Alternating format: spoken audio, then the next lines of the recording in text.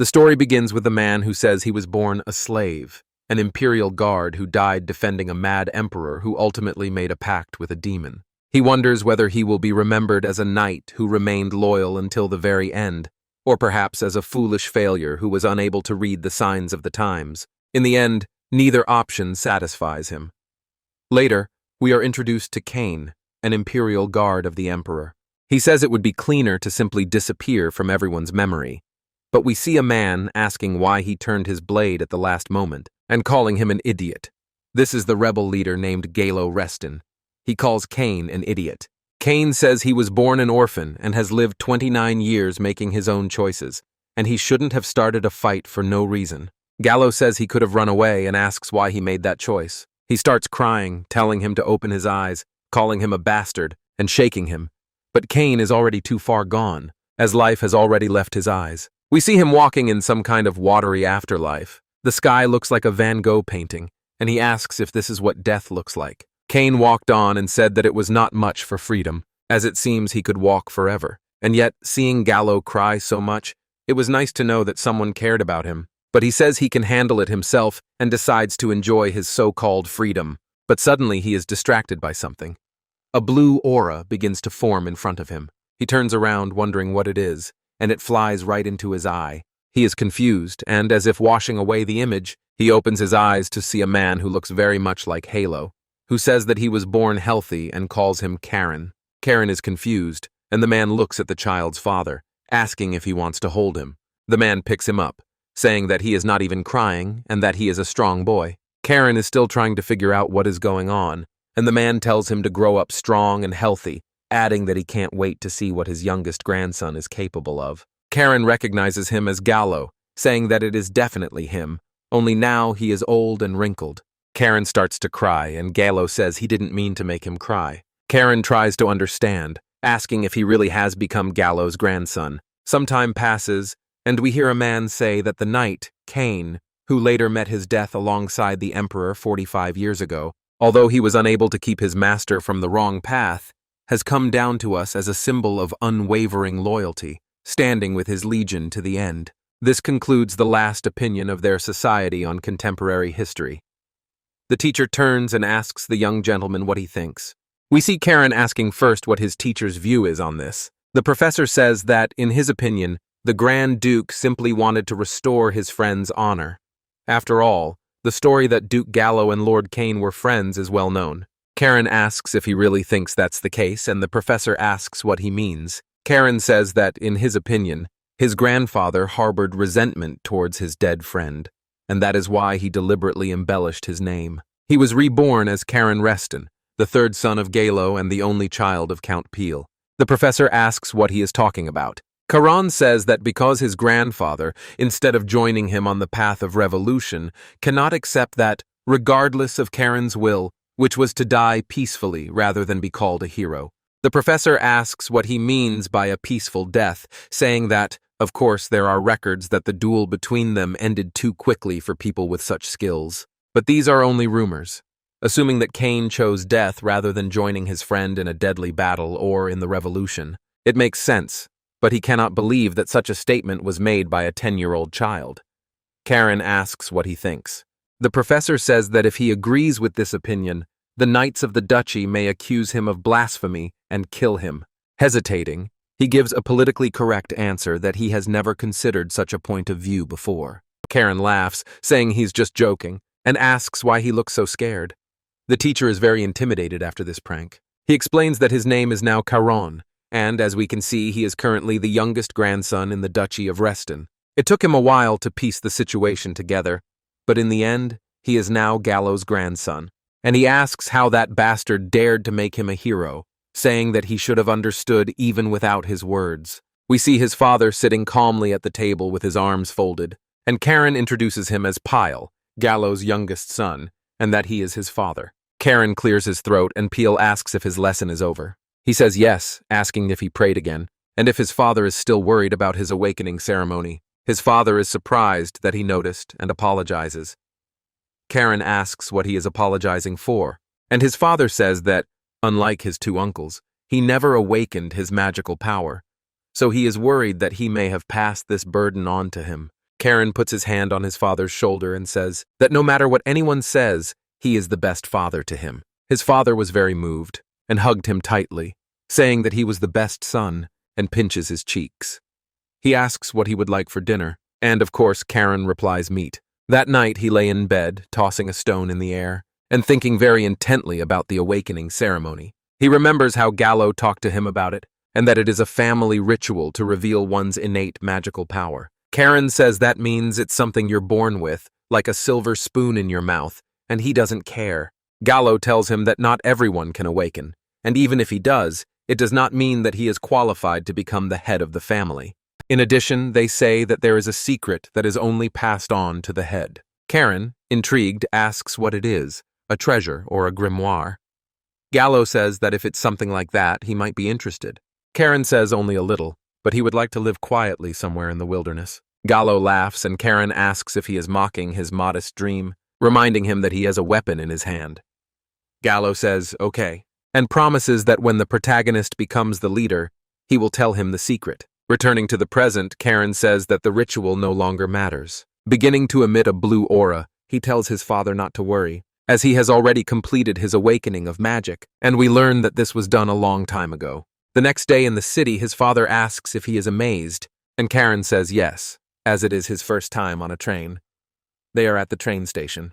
His mother says that much of the technology used was made possible thanks to his father's sponsorship. Karon says he knew that, but Pale says his wife is just flattering him. She says that even if he says so, it's really great, and he knows it. Karon says of course and tells his father that he is proud of him, and it's true. This man may not have awakened magic, but he single-handedly supports 30% of the duchy's finances. With his kind mother and devoted father, he thinks that they are perfect parents, so things aren't so bad after all.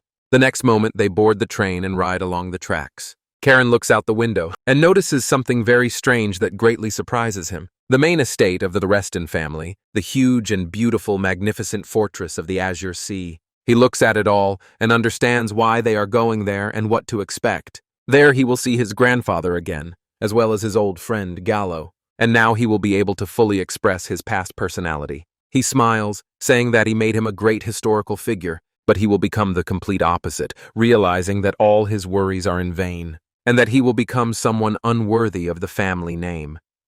The biggest headache in their lives, the worst nightmare, the most rabid dog in the history of the Reston family. His father also sees his aura after waking up. Karon tells his old friend to wait for him, as his precious grandson is already on his way. The train finally arrives at the station, and when they get off, the old man greets them, saying that he has finally arrived and that it has been a long time. Pale says that about a year has passed, asking if he has been well, and we learn that his name is Heinrich.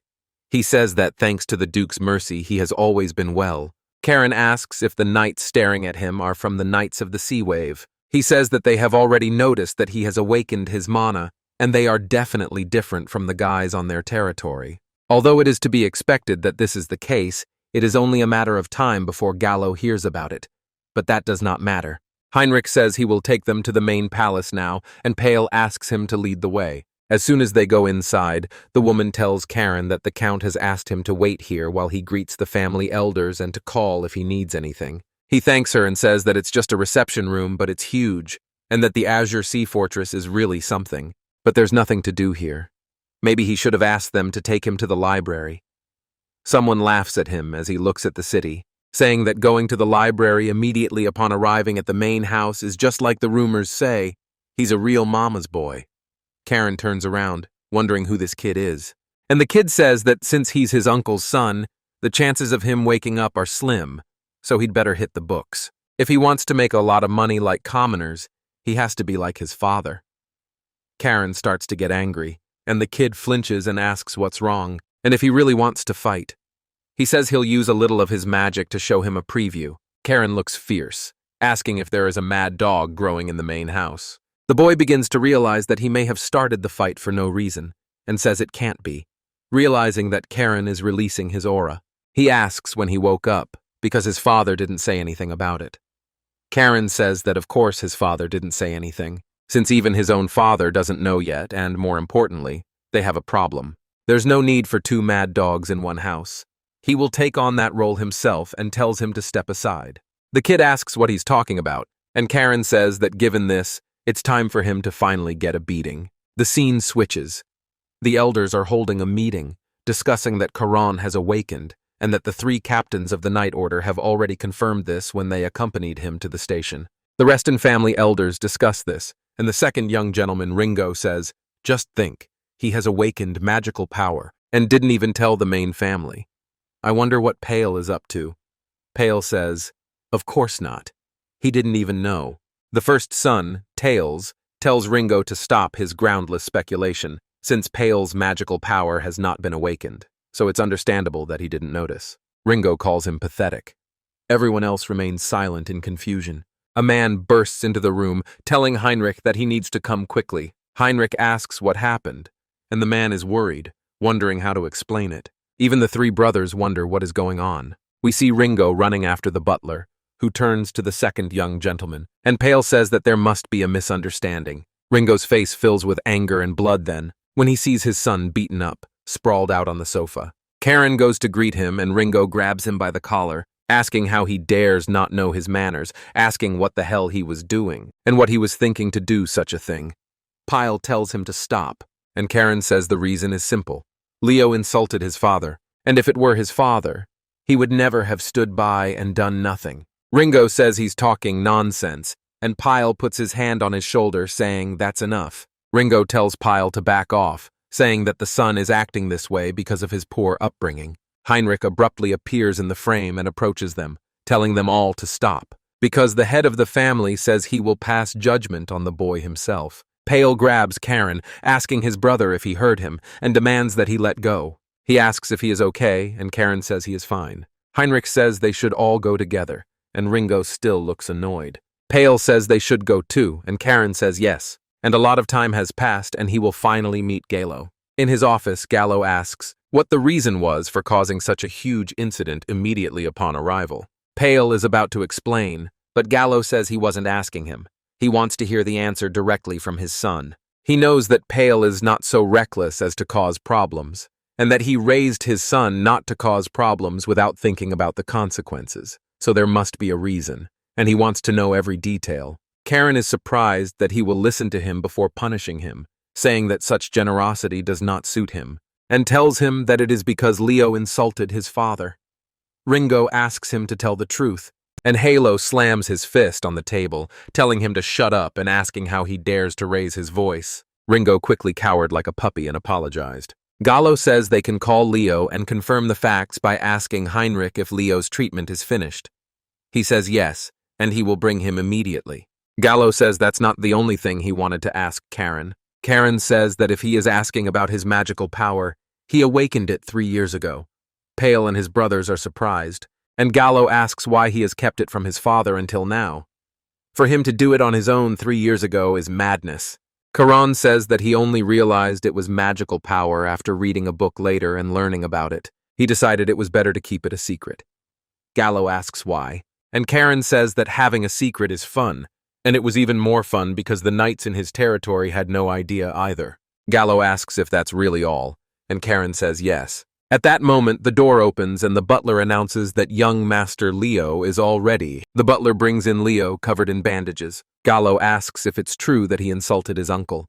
Leo hesitates to answer, and Karon makes a scene, saying that although his cousin mocked his father, despite this, he should not have hit him, and he has committed a sin. Leo says he never said that, but he has a panic attack from Karon's aura. He becomes terrified and agrees to everything. Gallow asks if this is true, and Leo says yes. All the adults immediately turn on him. Gallow says, "I see, and for now, since the awakening ceremony is tomorrow, he will postpone the punishment of both until it is over, and they should remember this while they are free." Then Halo asks Heinrich what he thinks of Pale's son.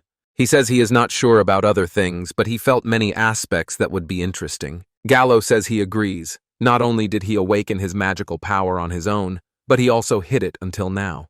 Moreover, he seems to have questioned the skill level of the knights assigned to his father's territory, as if subtly hinting that by appointing such incompetent people, he was neglecting them. Heinrich says he's overthinking it, but Gallow says he'd like that to be the case. But this child is different, and he will find out what is special about him tomorrow. After all, They cannot know everything simply from the fact whether he has awakened his magical power or not, whether he will pass the awakening ceremony safely tomorrow or not, and what he will receive there.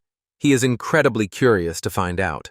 This takes us to the forest outside the city, deeper and deeper into the forest toward the light, and there, among the trees, we see an altar, which glowed. This must be where the ceremony will take place. The next day, at night, near the fortress, we see all the family members going into the forest. Karon says that the elders of the Reston family have retired from active service, but he feels that they are all incredibly strong, and that Tails, Gallow's eldest son, and his daughter Leon are here, as well as Ringo and his second son Leo are also going with them. Since the whole family made such a fuss, it must be more important than he originally thought, now that they are all standing together before the altar. And Karon looks at him, asking if it is the Stone of Oaths. Gallow adjusts his clothes and says it's time to begin the ceremony, and that when he passes through the rift opened by the stone, a world will unfold before him, which the Stone of Oaths will show him.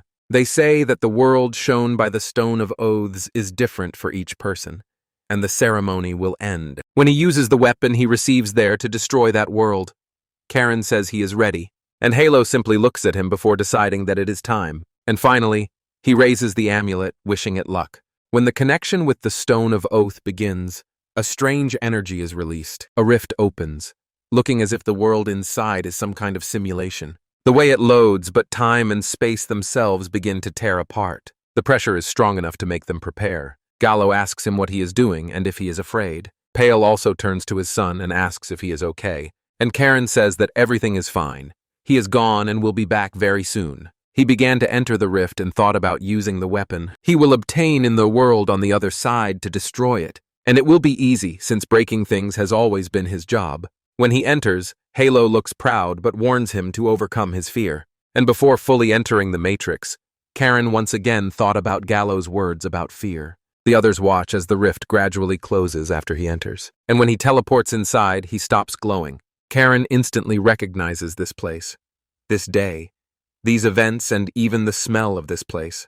He finds himself on the day of the Empire's revolution, when everything around him is engulfed in flames and blood. The protagonist himself appears in the image of the Emperor of the Empire he served. Around him were piles of soldiers' bodies. Karon walked on and wondered why he was seeing this, and why, of all places, this one had surfaced from his memories. It was trying to make him feel guilty by showing him his innocent comrades. As he approached the steps leading to the throne room, he heard a voice, saying that his world is cruel and desolate, calling him the child of the Blue Wolves. They say that the time of the Covenant has come, so they will fulfill what was agreed with his ancestor. The door opens and someone comes out of it. Karon is immediately shocked and asks if it is a demon. The voice continues, saying that the blood flowing in his veins cannot be captured by a mere lesser demon, so he must overcome his fear and ascend to the throne. He passes through the gate, and the voice says that what he desires is here. Upon entering, he says that it has been a long time, and it seems that there is something on the throne. The throne that the Emperor wanted to protect so much that he even made a deal with a demon. He did not know that his companions and he had died because of this, and it seems that he is walking over their corpses just to get here. The voice continues, saying that the child, who received the blessing of the cold North Sea, even though his soul was lost, has finally arrived, and on behalf of the Blue Clan, it welcomes him. The sword he used when he was Cain, the sword given to him by the Emperor, is here, a demonic sword called Ruin. The voice tells him to pour mana into it, but Karon protests, saying that it is a demonic sword that devours the soul of its user. The voice tells him that the evil thoughts that dwelled within it were extinguished by his grandfather, and that what he sees is only a distorted form placed there by the demon. The voice tells him to awaken it once more, saying that only he can do it. He wonders if it is normal for him to touch it, saying that he may be returning to his past self due to countless lives spent obeying the Emperor's orders. Then he remembers the words of his grandfather friend, who told him to overcome his fear. Now he understands what that means, saying that he was exceptionally kind. The true purpose of this ceremony is not simply to obtain a weapon, but for the heir of the family who awakened azure clarity to overcome the source of his fear. He grabs the sword, saying that if that is the case, there is only one thing left to do. As soon as he finally grabs the hilt of the sword, he immediately begins to pour mana into it, and when he does so, he is teleported to the depths of the ocean. He asks if this is azure clarity. The sword begins to change shape from a demonic sword back to normal. The voice continues to speak and says that it does not know why the sword met him in this form, but that this sword is the original sword of his ancestor, Rael. The sword that his grandfather took is also the sword of his ancestor, but unlike his grandfather's sword, the reason this sword was not even recorded in historical texts is that the power it possesses is extremely different from that of the family. He begins to be overwhelmed by the feeling of this. The energy flowed through his body. He sees it boiling in his body, and in the end, he cringes from the overflow. A second later, when he comes to his senses, he asks what it is. A voice tells him to be patient, as the mana inside the sword is engraving itself into his body. He says that the mana energy flowing into his body has become more intense, and for a sword to have such an effect is incredible. He asks the voice what the sword's real name is. The voice tells him that it is a sword that must be wielded against demons, devouring their power. A sword that even demons feared, and whose existence had been erased from their memory. A sword born from the deep sea of the north, a place dark but pure. It is a sword of execution, a guillotine. That is the true name of this blade. He looks down at it, and the voice continues, saying that it is a sword reminiscent of the darkness of the deep sea, and that it suits his destiny well. He asks whose voice it is, saying that, judging by the way they call themselves part of the clan, they must be the Blue Dragon, the guardian of their family. The voice says that it does not yet have a name to match their true name, and if he can one day dominate the sea with his power, then let him come and find them in the North Sea. Karon thinks about this and seems annoyed, but then asks how he can get out of there. The voice says he should already know, and he asks if it's really as simple as breaking it. He says he has always wanted to try to break the throne, and begins to pour mana into the sword before bringing it down. Outside, the atmosphere is tense, and Halo sees that Pyle is worried. He tells him not to worry too much. Pyle apologizes. Gallow says it must be painful to watch his son follow a path he never took, and he knows it's not easy, but it's another reason to pull himself together. Pyle smiles at his father's words before the Stone of Oath begins to open again, but it doesn't just open. It starts to break. Gallow is surprised, turning around, and again that distorting effect begins, pulsing through the forest, and the altar itself begins to break apart. Gallow asks what the hell is going on, and then Karon stands before them, holding the blade, showing that he has indeed returned. But he has no idea where the stone has gone. All the elders present are still trying to digest what has happened. Now the main character looked down at his feet and saw only pieces of broken stone. Everyone around him also continued to stare in shock at what Karon had done. Pale begins to panic, asking what he has done by breaking the stone. Karon also begins to worry, while Gallow is surprised because he looks at the weapon, saying that it is a guillotine, and he recognizes it as the blade that belonged to their ancestor Rael. He had been erased from the family history, passed down only orally to the head of the family and the elders. So why has it suddenly appeared now? He asks Karon if he is not afraid of the sword, but wonders if the time of the covenant is approaching. Karon looks at the blade and says he is not afraid. Gallow says he understands and nods, then begins his story about how long ago their ancestors, who were unable to fulfill the covenant with the Blue Dragon to destroy the demons, left the Stone of the Oath as proof of the covenant, swearing to the future, and waiting for the day when someone would come along to fulfill it. He wonders if this means that Karon is the one who will inherit it. Gallow raises his hand, announcing that Karon, son of Peel, is a legitimate member of the fortress, a direct descendant, chosen by the guillotine, and worthy of inheriting the style of the spiritual sea. Ringo, still angry over the beating of his son, says he can't believe that a brat will be the one to receive it. Pale, however, appears calm, more interested in the blade itself as he comforts Karon.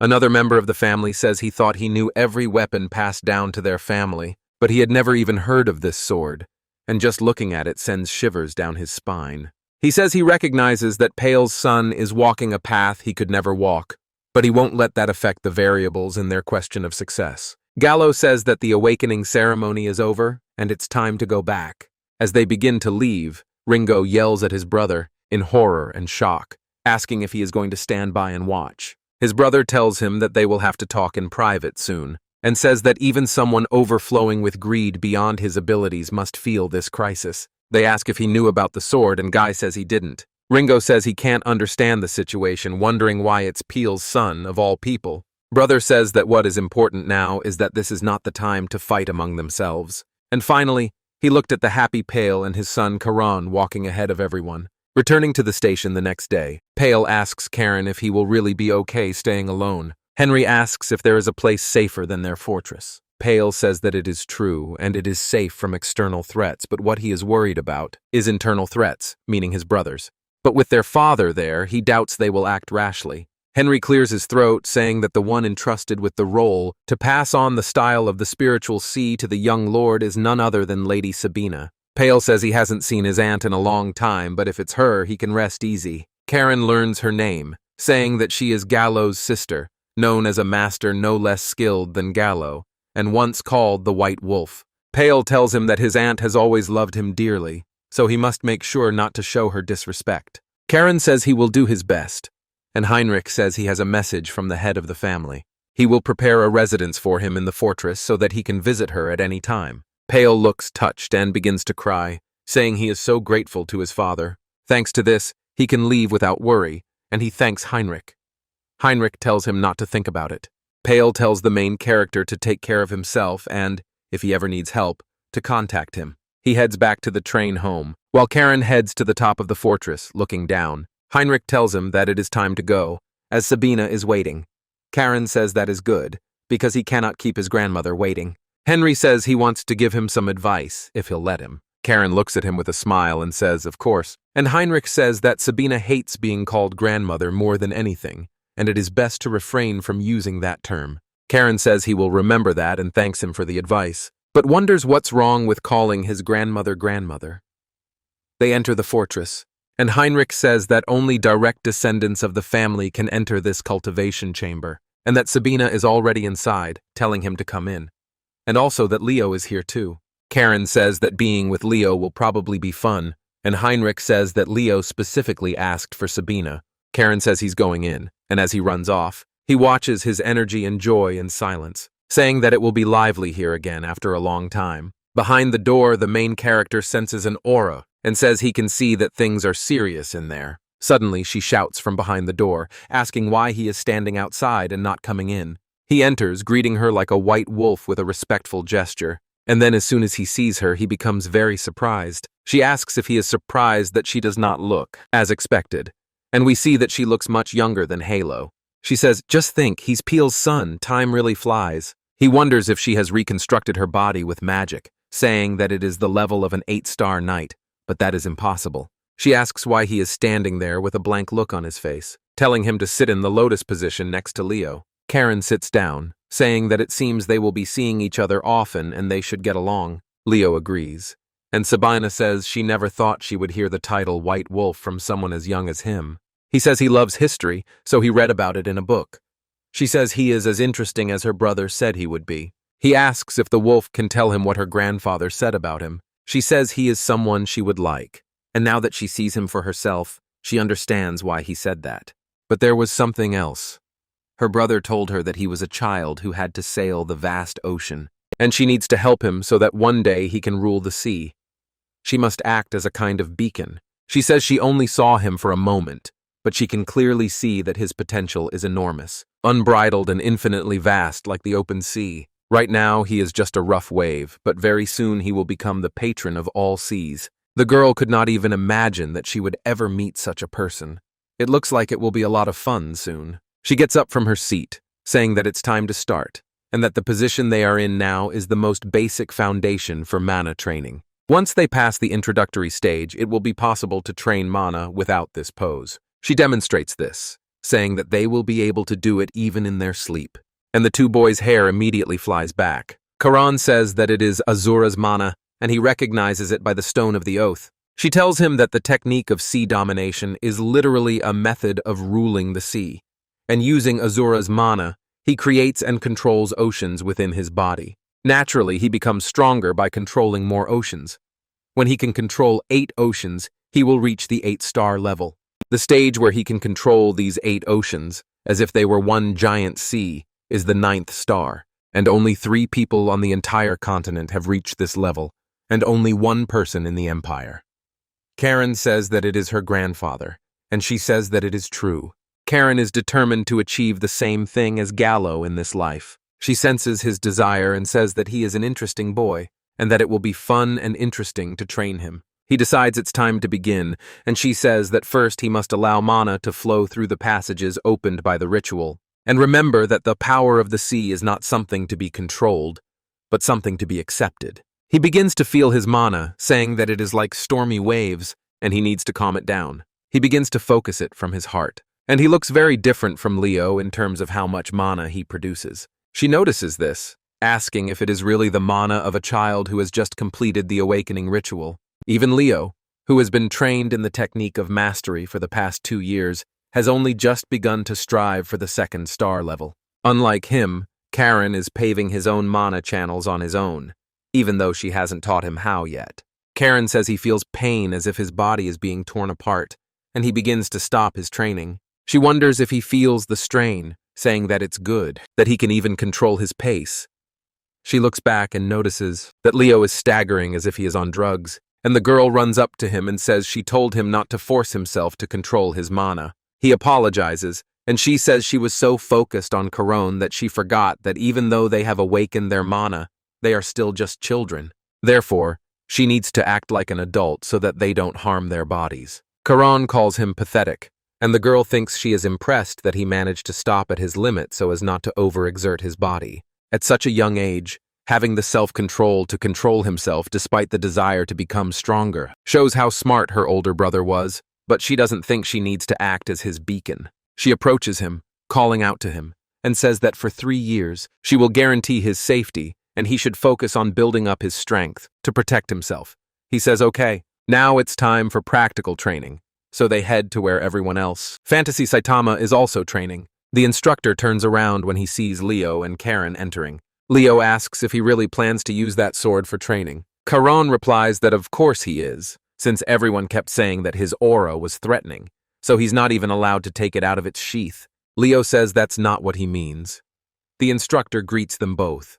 Karon looks up at him, and the man introduces himself, saying that today he will be in charge of his sword training. That he is the commander of the Sea Wolf Knights. His name is Zera Winterguard, but he can be called simply Sir Zera.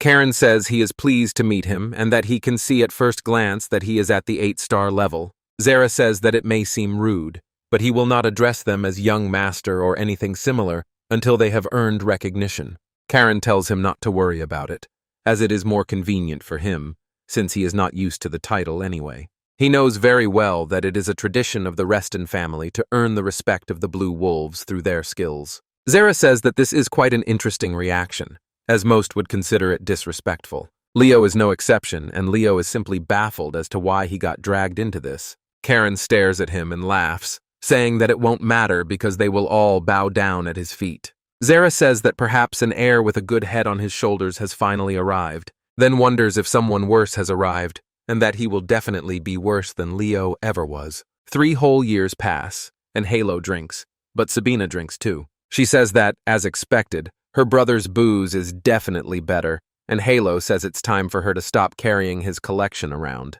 She asks him to stop saying such disappointing things because she spent 3 whole years training. He says that those 3 years really did fly by, and asks what her impressions of the boy are after observing him. She says she only had one thought, and that thought was that the boy is simply a monster. Halo says that she has the audacity to call his grandson a monster, and she replies that even the word genius would be an insult to him. Halo asks Zero if he feels the same way.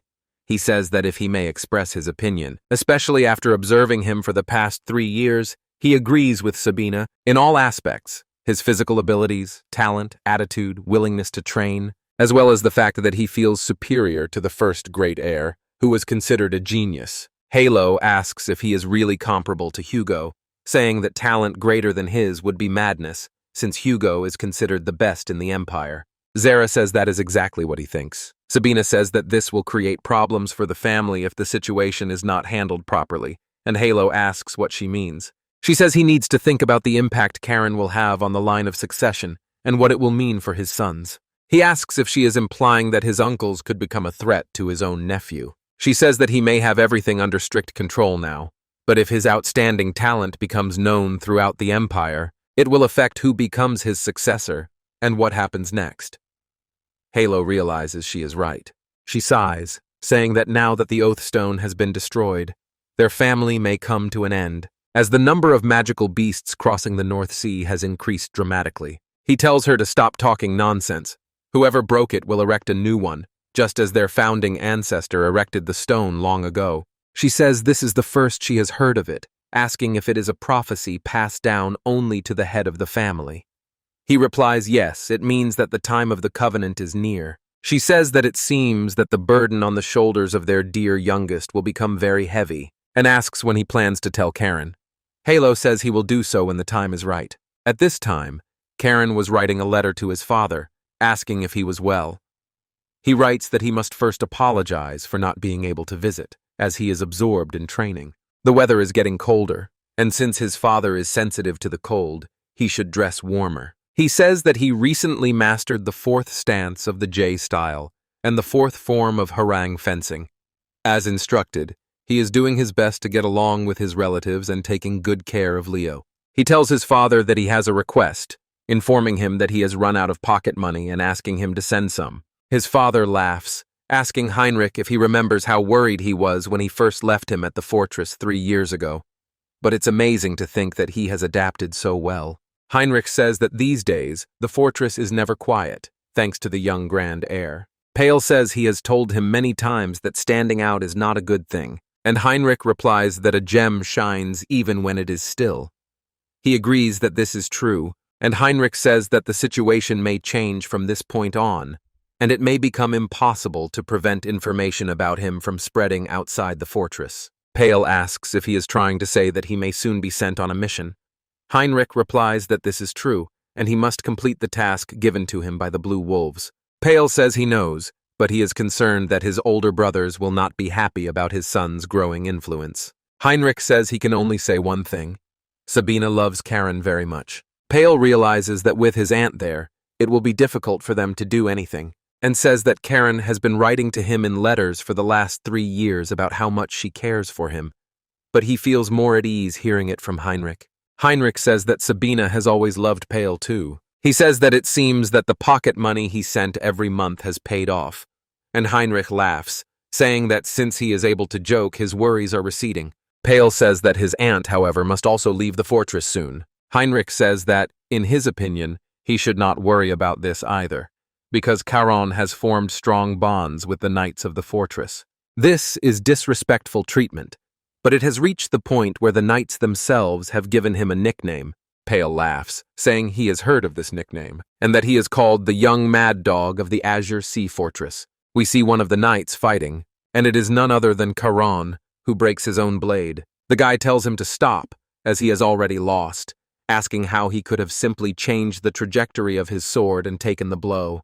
We learn that the second one is called Hans. Karon says he should know that the harang sword is useless if it is suppressed by force, so he judges strength by strength, and a grown man like him cannot be so weak. Hans says that he is probably the only one who would criticize his strength, and Karon replies that his muscles are just for show. Hans says that this is the first time anyone has said that to him, and Karon replies that he is just being honest. Hans then says that he now feels uncomfortable fighting him without using magic, and that last year things weren't so bad. It seems that he may soon be sent on a mission. Karon asks if he has heard anything. He says that only Zerath, not the head of the family, will decide when to send him on a mission, since the head of the family is in the capital, and that he may be sent to the Granari region in the western part of the duchy, as magical beasts have been appearing there more frequently. Karon immediately shouted to Leo, asking if he had heard them talking about sending him on a mission. Gorshok says he doesn't want to be sent on the same mission as Karon, and the man he is fighting tells him to focus on the fight. Leo apologizes, saying that a mission is a mission, and if he completes it, perhaps his mother and father will be pleased. Let's go back to Pale. He tells Henry that he asked him to come in person because of the letter. Henry asks what the matter is, and Pyle asks him to take a look at it. The thieves' inspectors found it in a merchant's wagon arriving from the barony of Bellis. He dips his fingers into it, asking if it is what he thinks it is. Pale confirms that it is a drug called cocaine, and he needs him to investigate the affairs of the barony of Bellis from here, from the fortress. Heinrich brings it to his nose, catching flashbacks from the days when his life was full of rock and roll and all sorts of nonsense. The scene changes. We see a train arriving, and a man slowly emerges from it, asking if this is the fortress of the Azure Sea. Somewhere in the castle that same night, we see guards patrolling, and Karon looks like he's trying to sneak away. He says that rummaging through Xeris's collection is always exciting, and just because he's in a child's body doesn't mean he's forgotten the taste of booze. Then he notices two people and asks who one of them is, as he has never seen them before. The guy asks one of the butlers if it's true that the Duke is away, as it's urgent. The butler replies that he has gone to the capital for an audience with His Majesty and is currently being replaced by the commander of the knights. Karon calls out to them, and the butler is surprised to see him. Karon asks what brings him there so late at night, and the man says that he is Baron Rohan of the House of Bellis and has an urgent request. Karon looks at him intently, and Rohan thinks that if he is the young duke, that makes him the son of the third prince, who was removed from the line of succession. He has heard that, unlike his father, he awakened magic while training at the main house. He tells him that it is an honor to meet him, and introduces himself, but Karon says he will listen to him. The butler says it would be better to send him to the commander of the knights, but Rohan is simply puzzled as to why he is holding a bottle of alcohol. Karon says that they usually send trusted messengers, but if he came in person, it must be urgent, and it is only fitting that a nobleman receive him. The butler says he will go and inform Xeris separately, and Karon says fine. Rohan just hopes he's not a troublemaker, thinking his political judgment is impressive, but that bottle of booze still bothers him. Rohan asks if the Reston family is always like this, drinking at such a young age. The scene switches abruptly, and now it's time to wrap things up. Karon asks if the problem is with the gang that has settled in the eastern mountains of the barony. Rohan says that's right, and Karon says that since the bandits appeared, drugs have suddenly begun to circulate, and commoners are being kidnapped and sold as slaves. Rohan says yes, it's shameful, but their barony has poor, barren land and no special goods. For a whole year, they didn't even have a proper army, so they couldn't fight back. Unable to bear it, his father led the few troops they had to attack the bandits, but instead they suffered heavy losses, and his father is bedridden because of the battle. Because of his incompetence, both his father and the people are suffering. Karon puts down the bottle of liquor, saying that bastards like these deserve to be torn to pieces and killed. But there are things that don't make sense. Even if his military power is weak, it is strange that bandits can stand up to a regular army. Rohan says that this has not been confirmed, but they suspect that they have deserters from the southern kingdom, which is at war. Karon ponders this, saying that he has heard that since the overthrow of the evil emperor, the Imperial army, which has been reduced in size, has been concentrated in the south due to the war. Since there are no reserves left for the north, it is natural that there are gaps in public order, and the theory that the deserters have become bandits does seem plausible. He then says that the mood is not light, and laughing, asks if he wants a drink. Karon says that he may not know this, but the barony of Bellis borders the territory where his father lives, and from his position, he cannot turn a blind eye to this. If possible, he would like to help personally. Rohan thanks him, but wonders if it is really okay to drink alcohol offered by a child. Karon says that the alcohol was stolen from Xeris's collection, so it must remain a secret. Rohan says that Xeris is actually a knight commander, and Xeris enters, saying that they both agree. He will stop touching his drinks. Rohan shudders and apologizes, saying he was rude. Xerath says the young baron couldn't have known, so he shouldn't worry about it. He has heard about bandits troubling his barony. Rohan says that this is true, and that is why he has come to the fortress, to find out if the knights could come. Xeris agrees, saying that it is urgent, but Karon just laughs. Xeris tells him that alcohol is bad for someone his age and snatches the cup away. Karon asks for his drink back, and Xerath says he is sorry that he saw such an unsightly scene. Rohan tells him that everything is fine, and Xerath says that since he has come to them, they will not sit idly by in the face of their old comrades' difficulties. Rohan says that this is good news, and Xerath says they will soon organize troops to send, so he need not worry. Rohan says he is relieved that he can bring good news to his people. Karon says he would like to go with them. Xerath says that won't work, as the enemy is trained, and who knows what experts might be among them. Rohan asks if this child really wanted to help, because he may be training in the main house, but he looks no older than 12 or 13. Xerath says that in just 3 years, he has raised his magic to the level of a 4th star and advanced to the 4th form of their fencing, but real battle is different. Karon says that overprotection is not good, and he would prefer to be sent west because visible danger is better than invisible danger. Xerath says he has no intention of letting him risk fighting enemies whose numbers, strength, and base are unknown. Then Karon says he will make him an offer he cannot refuse. Rohan and Xerath wonder what it is he wants to do. The scene switches. Leo asks why he is here, and Karon says it's exciting because it's their first mission. Xerath says that he has been led astray, completely deceived, to think that he would bring Sabina. She says that the two of them are so cute. Xerath says that it might be for the best, as it means they will be accompanied by a reliable guard. She says that she was also nervous about her first mission. Xerath says that since he agreed on the condition that Leo would go with him, it must mean that she is satisfied with their training. Rohan says that the presence of the legendary white wolf here is madness, and he wonders if everything will really be okay with just 2 young people, and if something happens to the Duke's grandson, his house could be held responsible. Xerath tells him not to worry, because what the young people fear will not come true. Rohan asks if it was that obvious, and Xerath says that with Sabina around, nothing will happen to the 2 of them. Sabina then says that as long as the 2 children are not in mortal danger, she does not plan to intervene. Both Leo and Rohan look as if this is terrible news, and Xerath says he knows she believes in their growth, but still, this is too much. She says he knows it's not just that. There's a reason she shouldn't go to the front lines. He says he understands, and if that is her true will, he will accept it.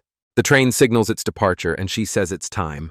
Leo begins to weaken because the new adventure is getting closer, and Sabina says it's natural for him to be nervous, but he should think of it as a chance to prove how hard he has worked over the last 3 years. It's a chance to be recognized as a member of the Blue Wolves. He says she's right, and Karon asks if he always needs someone to push him from behind.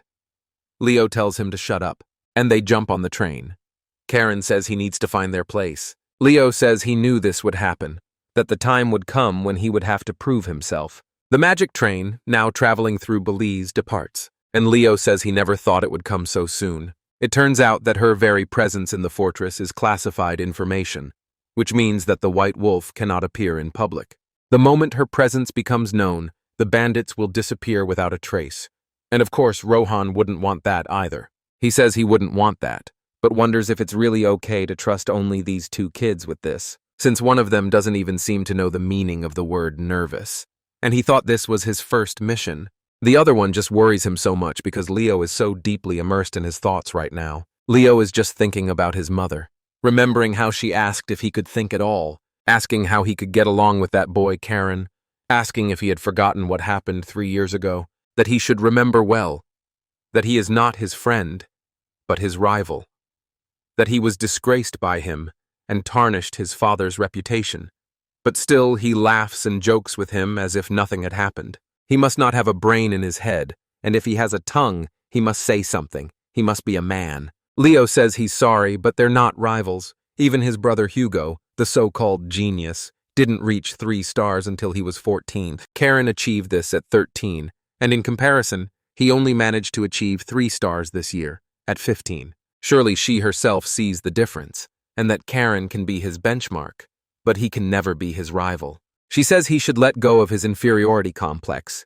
Then he says that's not the point. Karon's existence is a driving force that pushes him to work harder and move forward on his own. She says that his eyes show that he is truly blind, that he sees the trees but not the forest.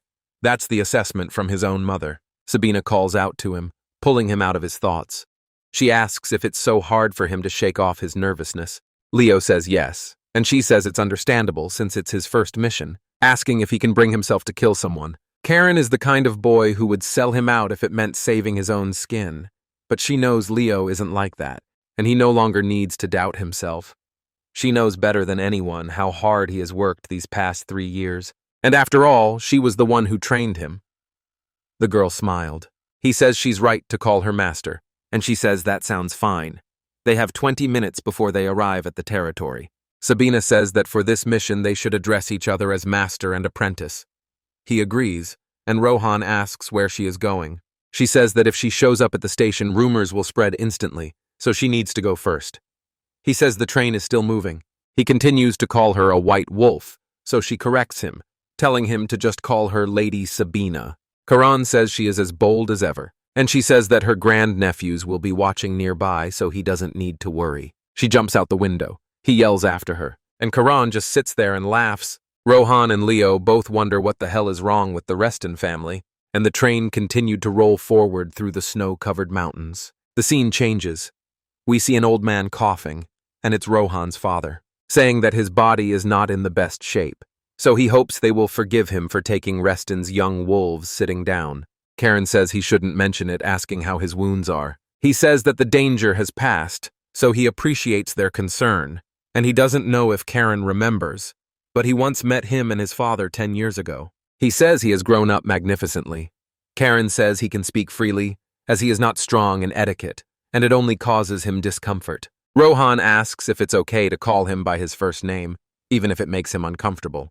Karon says that's fine. Baron says that if he is already on his first mission, then he has achieved 4 stars at such a young age. Karon says that this is true, but Leo is only a 3-star, and Leo wonders why he has been brought along again. Karon is surprised that even though Baron is not a warrior, he still knows quite a lot. Baron says that even though he is not a warrior, the fact that he was sent means that he is held in very high regard, and because of this, he hesitates to entrust such a dangerous task to promising young men. Karon says he understands his concerns, but if they fail in their mission, it will disgrace the proud honor of the Blue Wolves, and they have no intention of losing. He asks Leo if he agrees, saying that they will see the task through to the end without failure. The Baron laughs, thanks them, then starts coughing. Rohan asks if he is okay, and Karon says that he seems to need rest, so they should leave. He says he will leave it to them. The guide is ready, so just follow him.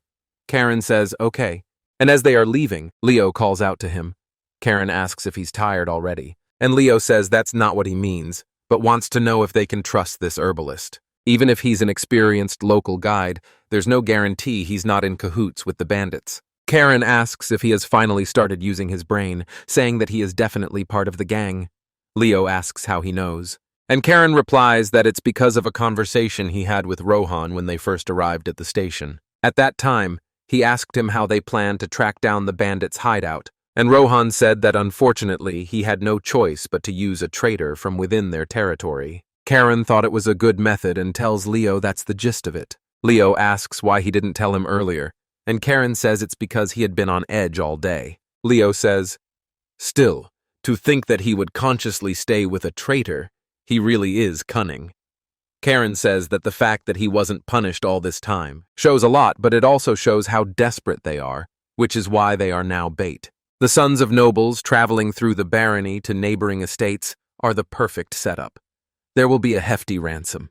It looks like they're about to take the bait, as the herbalist turns around, followed by the bandits, saying that it's fine and that he added a little more than promised, since they are nobles. The bald guy says that these young gentlemen don't look like the type who will go quietly and without a fight. Karon instantly draws his blade while Leo trembles behind him, and says that parasites like them should not dare to distribute drugs on his father's territory. In the barony of Bellis, the Baron is still coughing. Rohan asks his father if he is all right, and he replies that he is. Rohan approaches, handing him water, and the Baron thanks him. Rohan just looks concerned, asking if he thinks the 2 young dukes will be okay. His father says that sending the 2 boys to their estates without any proper information about the bandits should be taken as a sign of how confident they are in the boys' abilities.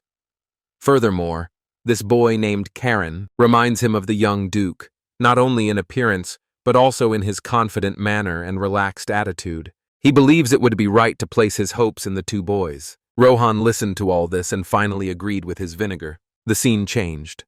Once again in the forest, we see blood spilled everywhere on the ground. Karon beheaded some bandits in an instant, showing how skilled and cool he is. Leo can't help but watch as Karon single-handedly takes care of them all. Looking at the herbalist crying in his final moments, Leo says that he is a monster, and that's the only way to describe what he sees in the 13-year-old boy. Even the gangsters are terrified.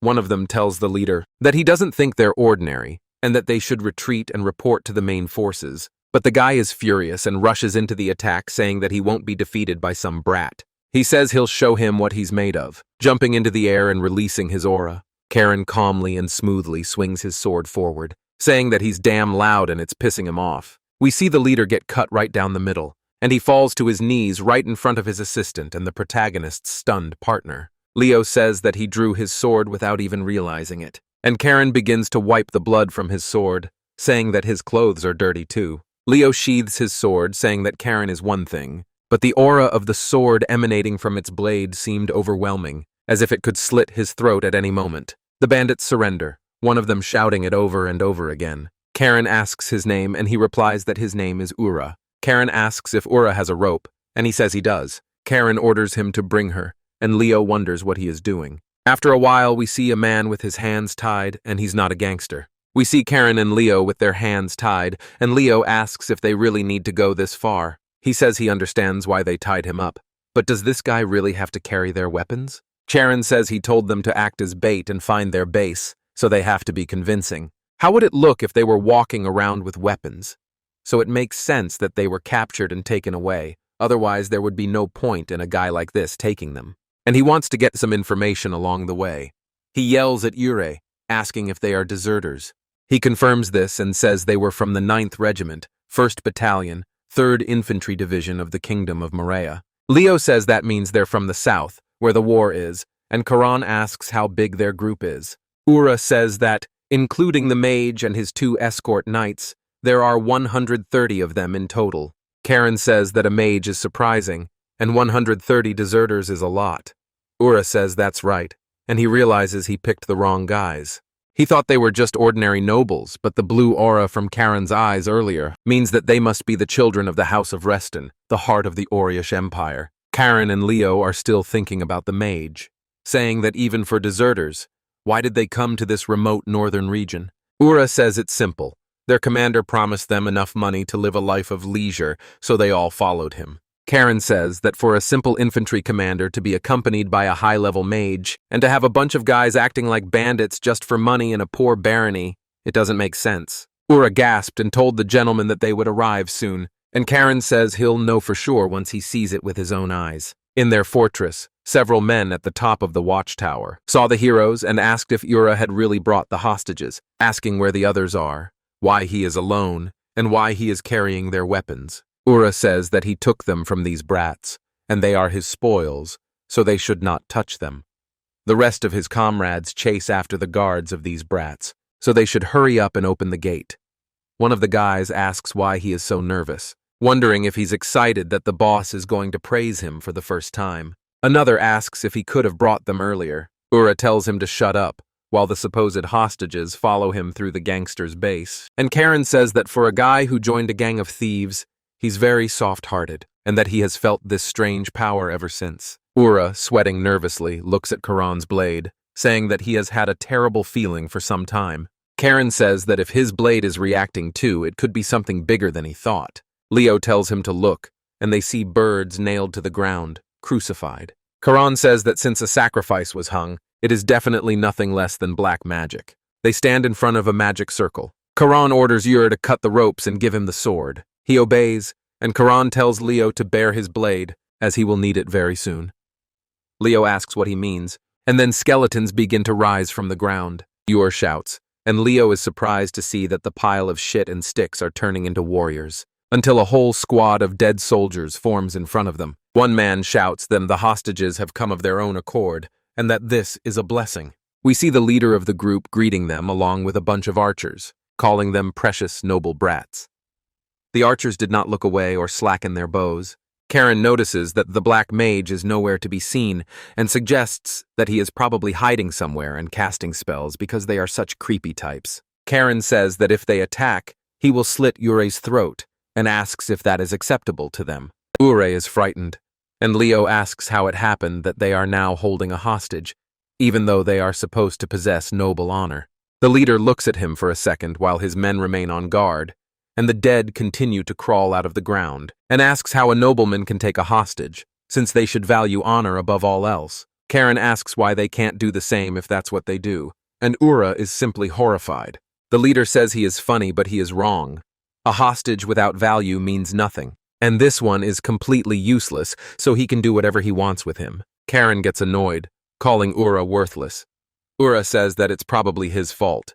And Leo says that there are more enemies and asks Karon if he has a plan at all. Karon replies that of course he does. The bows are still aimed at their heads. The main character immediately turned around and said that all they needed to do is to take out the commander. He begins to release his aura.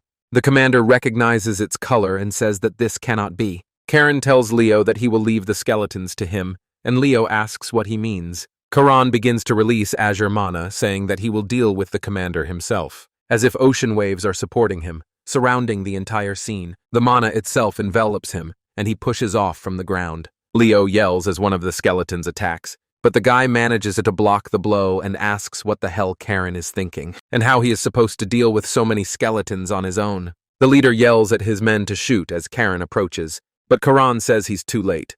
Using a fortress sword style, he lunges forward, cutting off the arms of several archers with movements resembling ocean waves. The commander yells, reaching for his blade, but Karon, full of deadly energy, says that this guy is just a hindrance, and strikes him.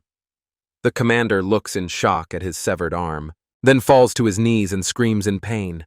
And GG lands nearby. Karon says that if he was going to attack, he should have done it faster. The commander calls him a bastard, saying that their fortress surely doesn't have extra forces for their territories, so why is he here? Karon replies that this barony is right next to his father's domain, and he won't kill him, but simply drag him back to the fortress. While Leo continues to tear the soldiers apart, Karon notes that he is doing quite well. The archers are still aiming, but not shooting.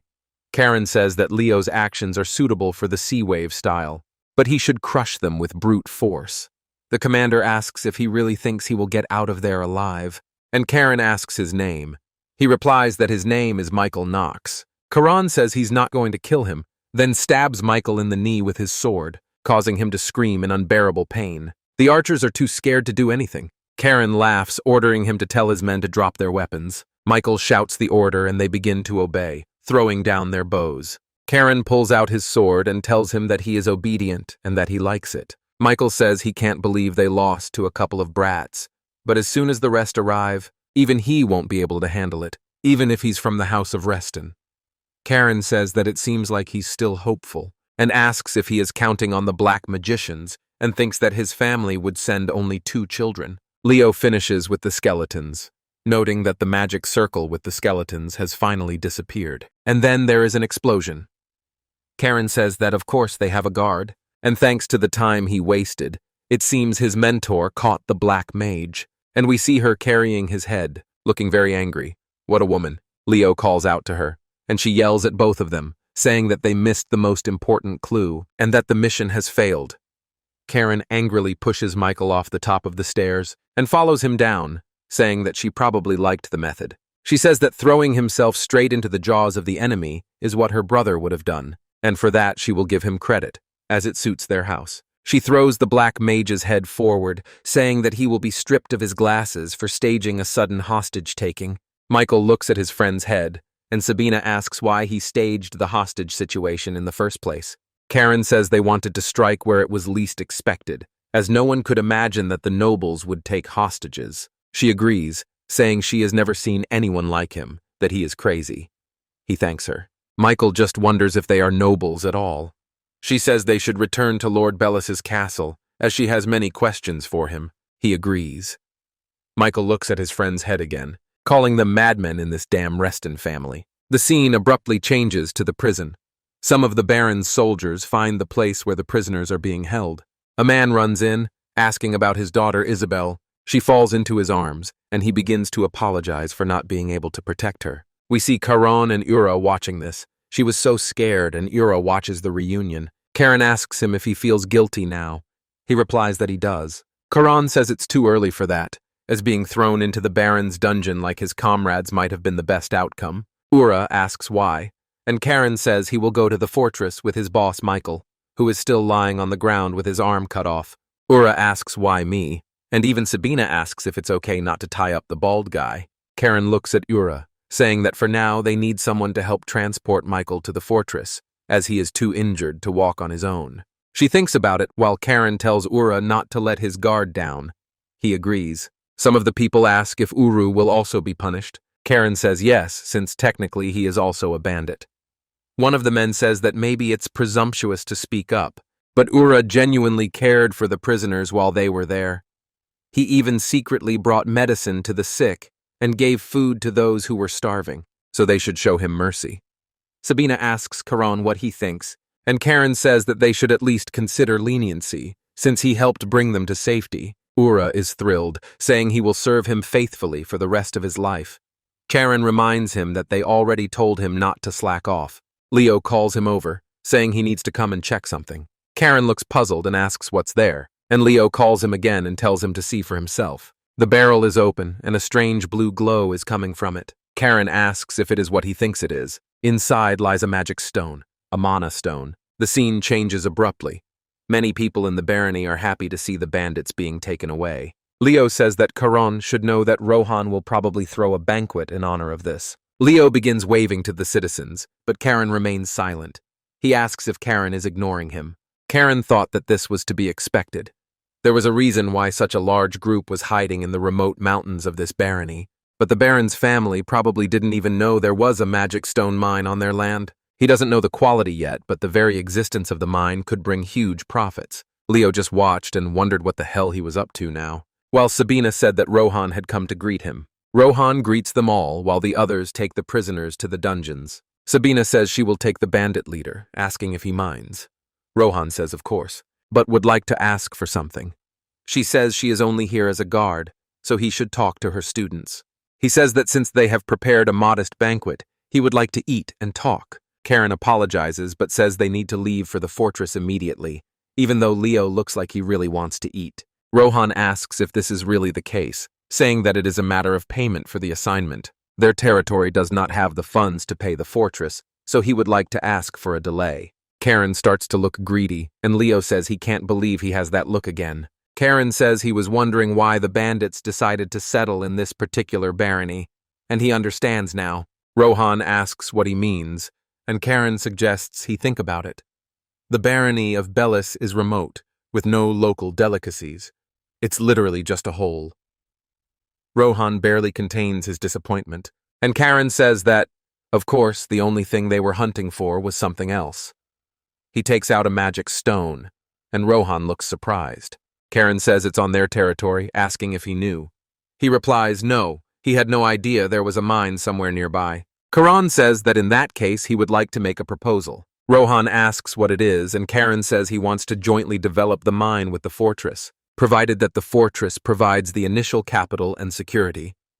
Rohan asks if this brat understands what he is saying, because even if you disregard the development, the costs of storage and security alone are astronomical, but the participation of someone from the Reston family could be of enormous benefit to them. He calculates that it is worth it, but asks who gave this child the idea that he could negotiate something so big on his own. Karon says he will have to report on this, but if the project is approved, the knights of the fortress could be stationed here, boosting their economy and solving their defense problems in one fell swoop. Rohan asks what share of the mine the Duke's house would want. Karon says he will discuss this with his father, as a child like him is not qualified to deal with such delicate matters. Rohan says he will also discuss it with his aides, and Karon says they will be in touch. Sabina just looks proud of him. On the way back, Karon says he has a question for her. He asks why she said things that could complicate everything in the bandits' hideout. She says it's because of the black magician whose head was in her bag. Karon asks if it's because he was unusual. She says his name was Ted Delarda, a second-class criminal in the Empire, a sixth circle dark mage. This takes Karon by surprise.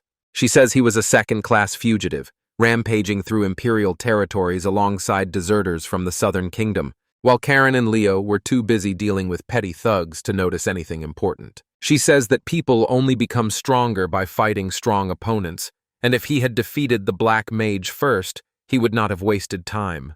That's why she considers it a failure, and he should remember that. Leo wonders why he feels like he's in the way. Sabina addresses him, saying that he actually did better than she expected, and since it must have been his first time against undead, he should be proud.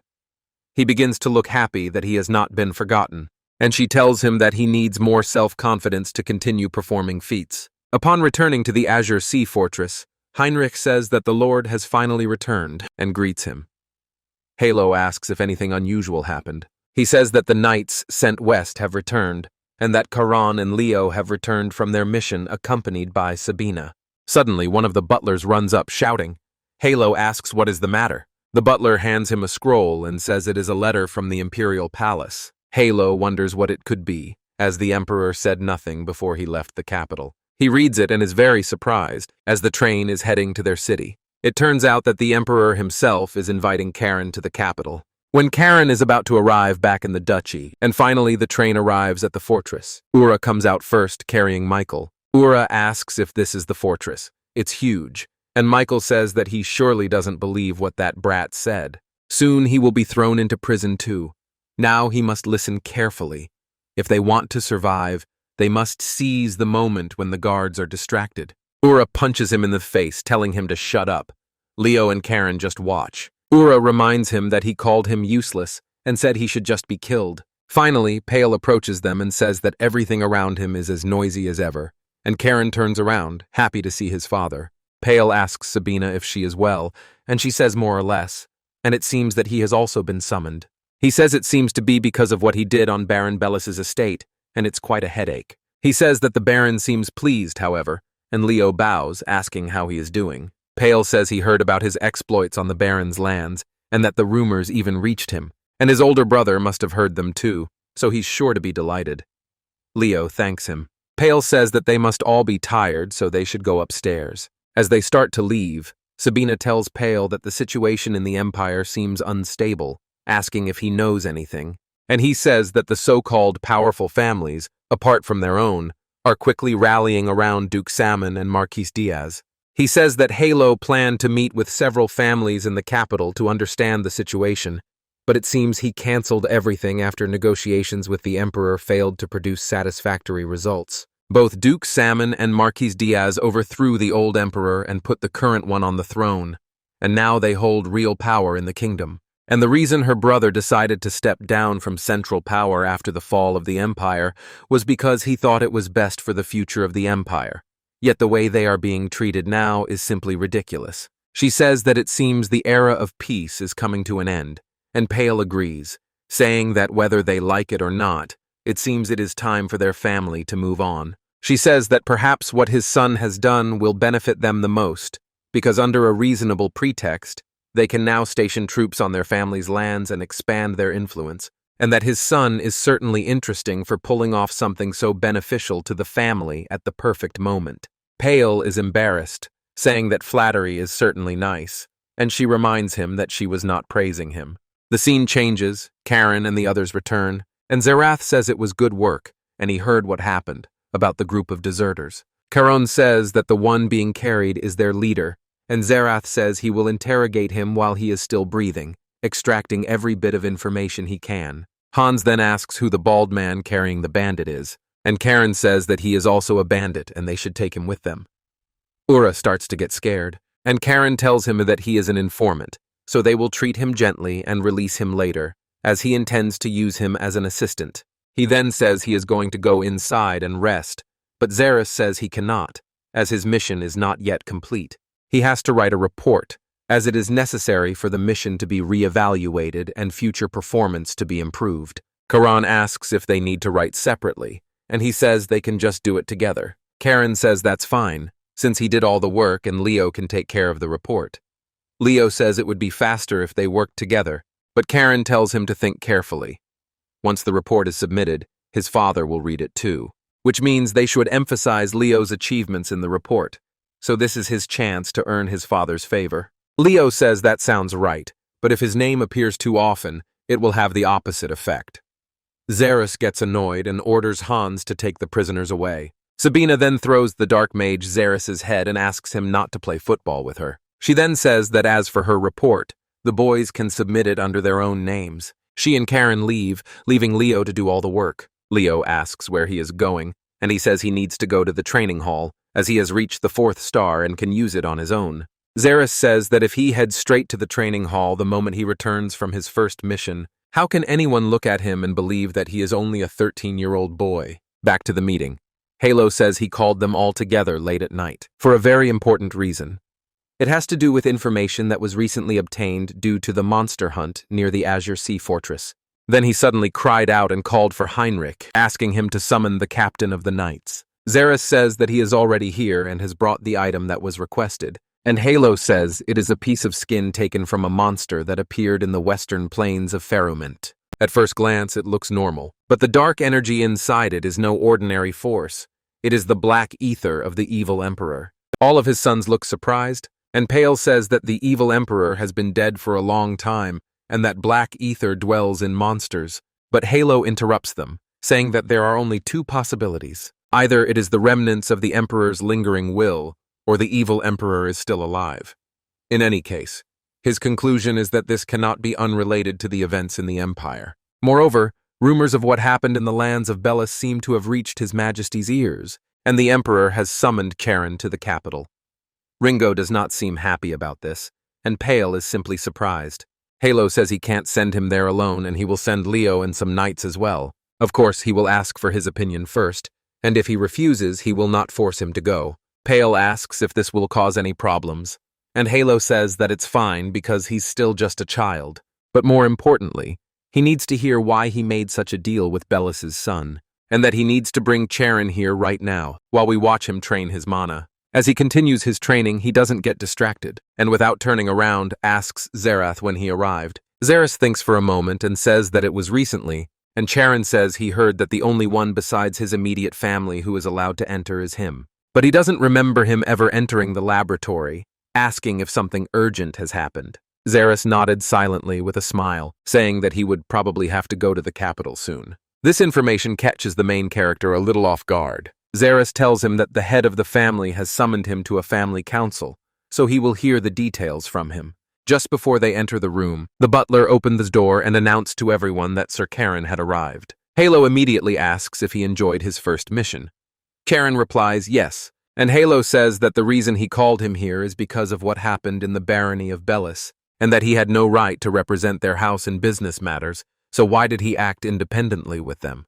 Caron wonders if this is more for scolding or praise, and Halo asks if it ever occurred to him that his arrogant behavior was a serious discourtesy to the Bellis family.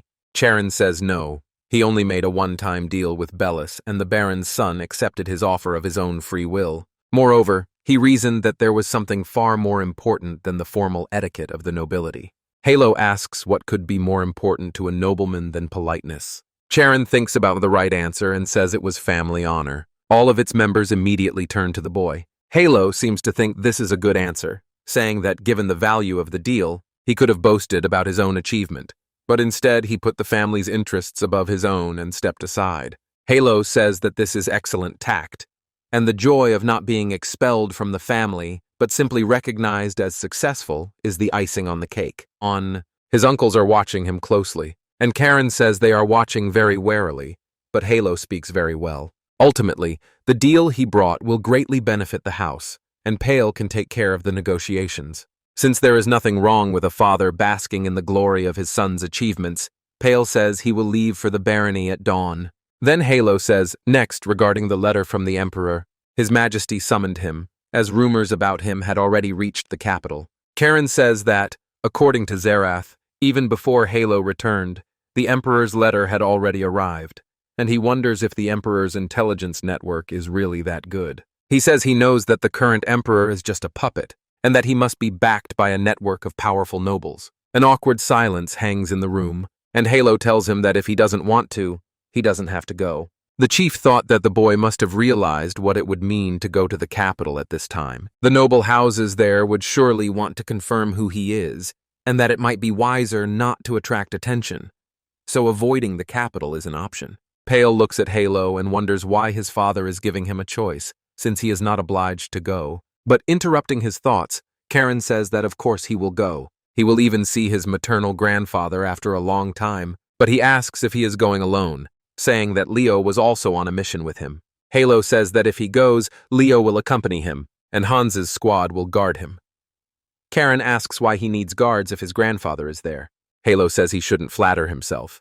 They weren't assigned because he's special, but because no one knows what trouble he will cause next. That was the end of it. In 3 days he would be leaving. Sometime later, in the barony of Bellis, they conclude their negotiations. Everyone is sitting at the table, including even 2 little boys. Pale thanks them for their efforts and asks Rohan if his father knows about these conditions. Rohan says of course, since his father agreed. The shares in the mine would be 80% for the Restons and 20% for Bellis, and since magical crystal stones were so profitable, even a small share would guarantee considerable wealth.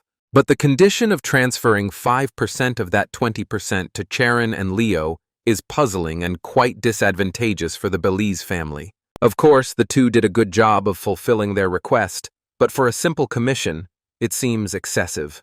For the best graduate of the Imperial Academy to make such a decision is too great a reward for a commission fee. Rohan says it is to win the favor of the two young blue wolves. Pale says he is not even trying to hide it. Rohan continues, saying that he is making an investment in the two who will one day lead the fortress. Pale says he is shameless, but he respects it, and that it is a bold decision, that Baron Bellis is lucky to have such an outstanding son. Rohan laughs, saying that he is certainly not nearly as brilliant as Pale. He then says that it is time to hear the children's opinions. Charon, of course, is greedy for money, and Leo is simply puzzled as to why he is smirking again. Charon says he will gladly accept it, that they can continue to build strong bonds from this moment on, and that it is truly an honor to work with such a great house. Back at the station, Leo tells Charon that he has a question. How are they going to divide the shares they receive? Charon says that naturally he will take 9, and Leo will only get 1. Leo asks if it's true that he's taking so much, and Charon asks why he's surprised. He says that they have been getting along well lately, so how could he say such a thing? Leo does not even want to argue, and says that of course he will get 9. Charon tells him to remember what will happen if he changes his mind later. Pale watches this, saying that when they were younger, they used to fight and argue all the time, but now they've become inseparable. He only sees what he wants to see. But things aren't so good. The scene switches. Leo says he can't believe he's going to the capital, that he has only heard rumors and doesn't really know anything, asking what he should do. Charon tells him not to make such a fuss, and Leo says that they are about to meet the Emperor, so it's natural to make a little noise. He says they will be able to go to social events, and there are many beautiful women in the capital. Charon sighs, and Sabina says that the capital, Daucus, is a very fun place with lots of people, many of whom are strong. Leo asks what she is doing here, so far up, and she says it will be a very good experience. She says she came to celebrate their first mission, asking where their wine glasses are. Charon asks why she is looking for wine glasses in a 13-year-old's room, and she says that as long as it can hold wine, any cup will do. She throws each of them a cup and says that Charon drinking and stealing wine every day is one thing, but asks Leo if he has ever drunk anything. He says he drank a couple of times because of Charon, and she sighs, saying that he made him an accomplice. Leo says it would be better for them to be scolded together, and she pours him a drink, saying that since the master is pouring, he shouldn't hesitate, and that they both grew up wonderfully, and Charon thanks her. Then she says it's been 3 years since she promised to train him, and that it's disappointing. She won't be able to see the chaos he'll wreak in the capital. Leo says he has heard that she will soon return to the North Sea, and begins to cry, asking if they will ever see each other again. She says that with such sentimentality, he will never even be able to talk to a woman in the capital. He is embarrassed, and she says that if he does go to parties, it would be better not to go with Charon.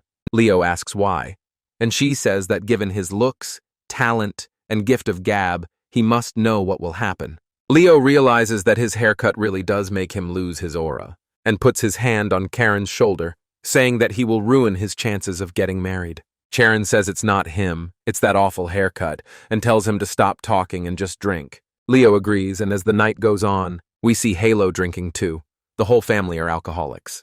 Pale knocks on the door, and he tells him to come in. Pale asks if he called him, and Halo says yes. He heard that he finished the negotiations with Bellis well, and that they had transferred their share to the boys, which is surprising. Pyle says that the young Baron's opinion seems to have greatly influenced his actions, and he called it an investment in their future. Halo says that Bellis's son is definitely smart, and in any case it's good to have reliability, it never hurts. The matter concerning Bellis will be entrusted to Pale, who says he will do his best. Halo pours him a drink. Pale thanks him and thinks that his father is a man who is stingy with praise, so there must be another reason why he called him. Most likely, it has something to do with Charon's trip. Halo says that as far as he knows, His Majesty has never summoned anyone but him directly. And in that sense, Charon's summons to the capital is very unusual. Pale says he knew what it was about. And Halo says that during this private audience he saw it again. His Majesty had a very frightened look toward him.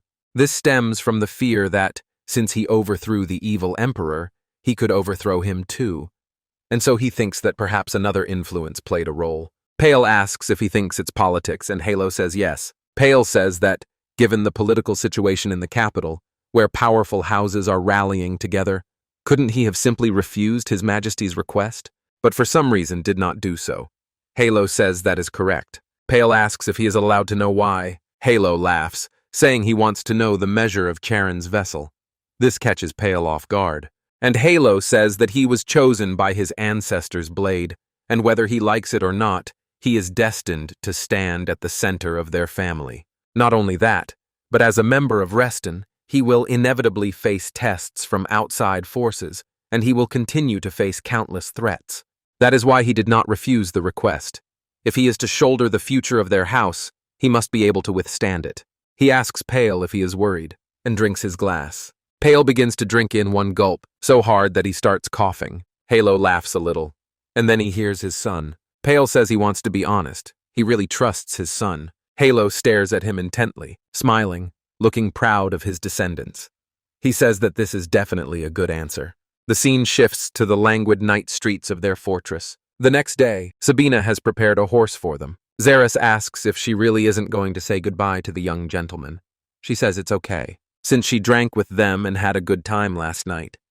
Xeris asks why everyone steals his booze, and she says that, besides, they will be busy leaving for the capital today, so it is better for her to leave quietly, and she will wait for the day when they meet again. He says he will keep the wine rack full until then.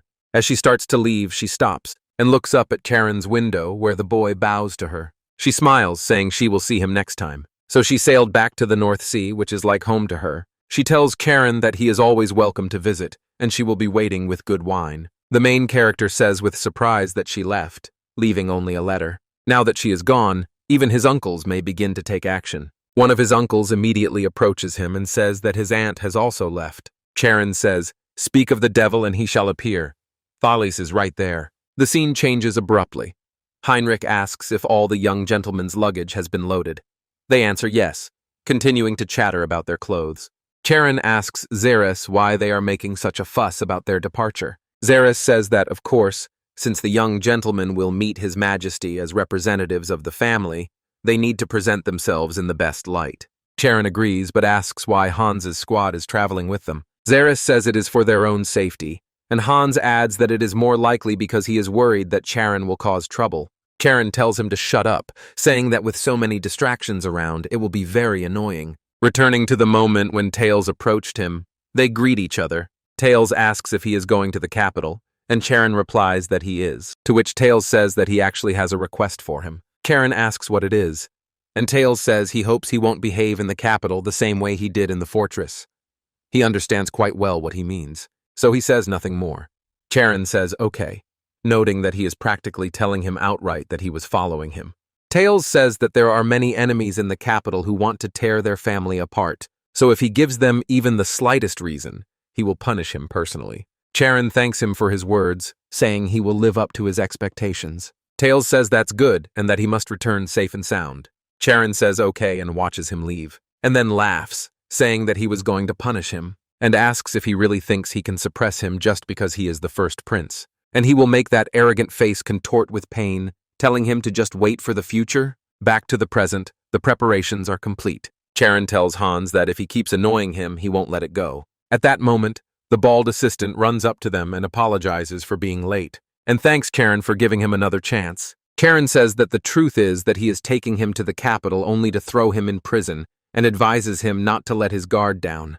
Ura asks if he is serious, and then Hans receives a small notification that everyone is on board. Hans tells Xeris that they are leaving now, and Xeris tells them both to make sure they don't cause any trouble in the capital, and Charon says that anyone who sees them will think they are hooligans. Xeris says that the cracked bowl leaks both inside and out, but it's time for them to leave. Before leaving, they hear Pale calling him, barely in time. He says he didn't know he was here in the fortress, and Pale replies that his grandfather summoned him here. But more than that, he wanted to see him one more time before leaving, and that his maternal grandfather is eagerly awaiting his arrival in the capital. Charon says he can't wait to meet him either, and bets that he has prepared many gifts.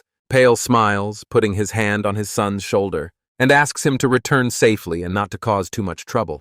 At that moment, Leo starts laughing, so the main character gently asks him to shut up. As they are about to leave, we see Tails hear the sound of a train and looks out the window, saying that it means they are leaving. Someone informs him that they have received information that the second prince's wife is plotting something in the capital, but he says he has no reason to get involved.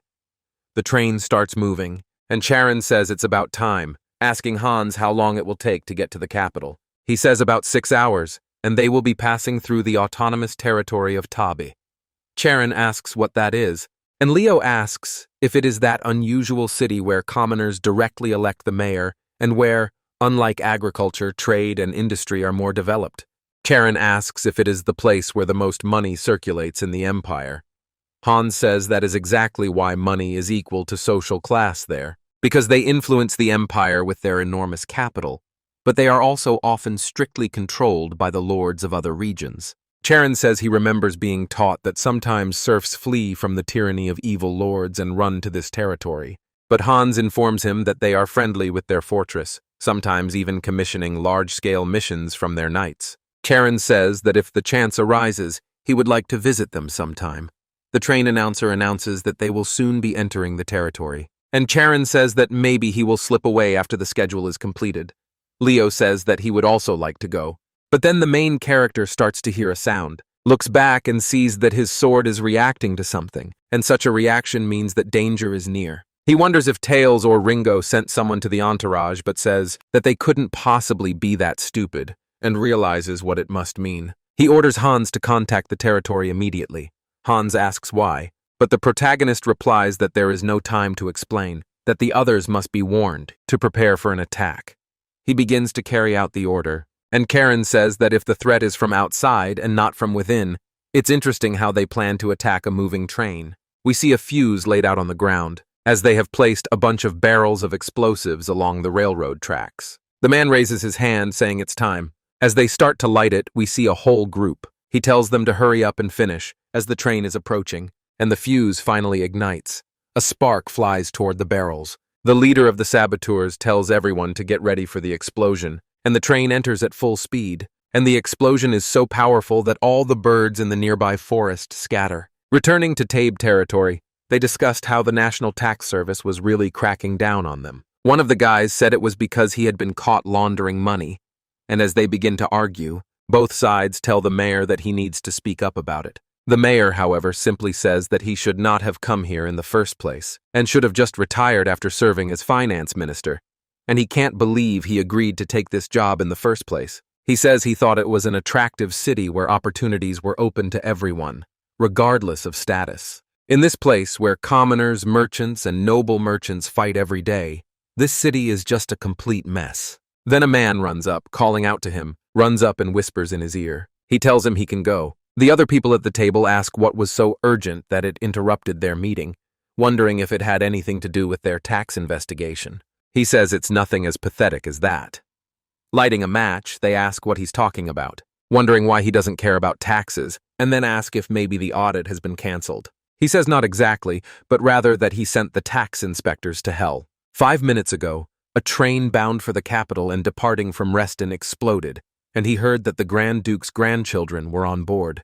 They ask him to explain in more detail, and he asks if they really don't understand. It means that they are all practically dead now. Because of what happened to his grandson, the scene shifted to the train. Charon was inside and, thank God, alive, but badly battered. He sits up when he sees Hans. Hans asks if he is okay, and Charon replies that he is fine, while we see him bandaging Leo. Hans then asks his pendant to report on the situation.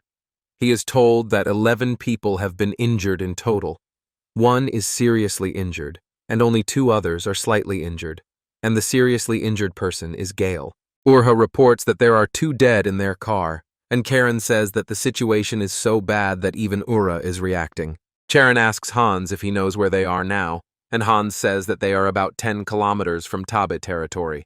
and they contacted them before the young gentleman woke up, so the squad should already be on its way, and that he and his team will buy some time, so they should both run as far away as possible. He asks Charon if he understands what he is saying, but Charon just stares at his blade because it is reacting again, and he understands that this means they are close. Then he notices their feet outside the window.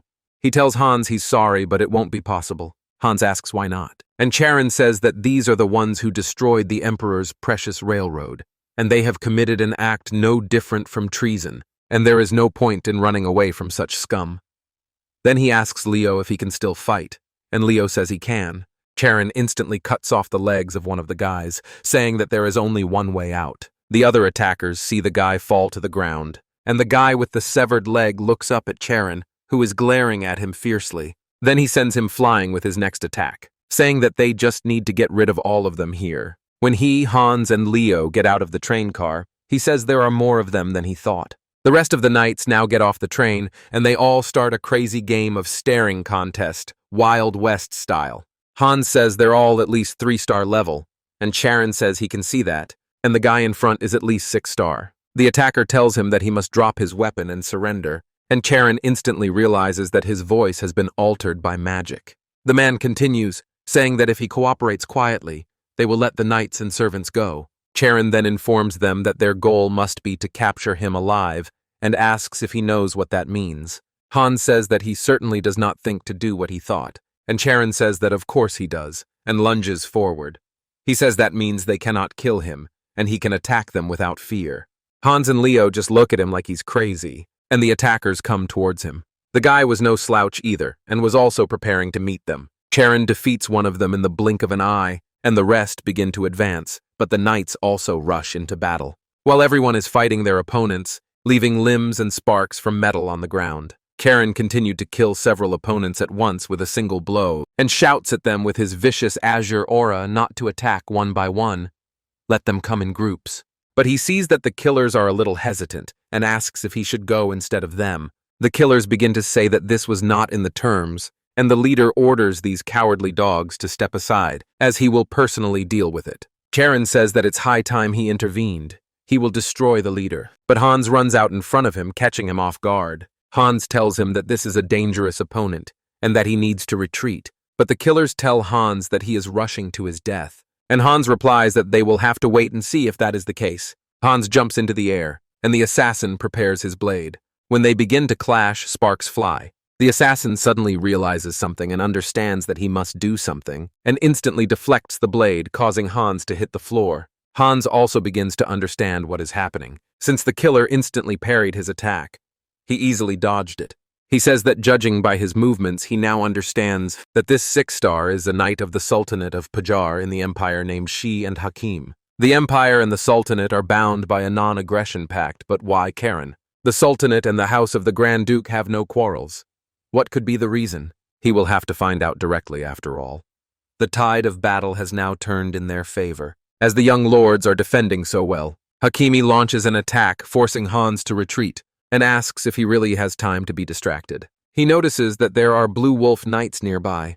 Hans tells him that their formation has already collapsed and shouts his name. Then he begins to unleash his aura, throwing him back and slowing down the pace of the battle. Hans warns him that resistance is futile and that he should surrender. Hakeim says that he now sees that his group has fallen, and Hans tells him that if he surrenders, at least his life will be spared, and there is no need to die on foreign soil.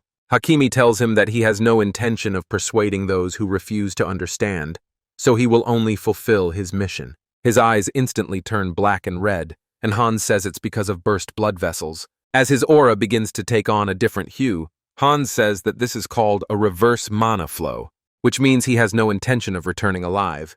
He is prepared to sacrifice himself. In this situation, not only will it be impossible to capture him, but both young gentlemen are in danger. And so he also allows his mana to spiral out of control, beginning to prepare to take the attack head-on. Hakeim approaches, and Hans decides to let his mana explode. His eyes open and turn bright blue. Charon, however, appears behind him and tells him he is disappointed. Charon says he thought he had come with him to keep him out of trouble. Hans is shocked by this turn of events, and Gigi says that it seems like he is the one creating them, and asks if he has already given up his role. Hakeim turns around, surprised that he is attacking, and asks what he is doing. If he is so brave, let him show himself. And Cain says he will only do what he wants and what he himself wants, and rushes forward, cutting off Hakeim's arm, which flies off to the side. Hakeim then breaks the distance. Everything is in place. The arm falls to the ground. The killer stands without looking at the others and tells Cain that he is a monster. Cain asks if this is praise, saying he will accept it, but then notices that his blade is starting to resonate again, and says that this means the threat still remains. He asks Hakeim what exactly he is plotting, and realizes that there was a deal with the Sultanate, and asks if the assassin understands his title. Hans stands and watches, trying to comprehend the situation. Hakeim says he holds no grudge, and that the boy should not worry about his future. Cain simply asks what he is talking about. As his mana begins to rage even more, Hans instantly realizes what is happening and orders all members of the squad to protect Leo.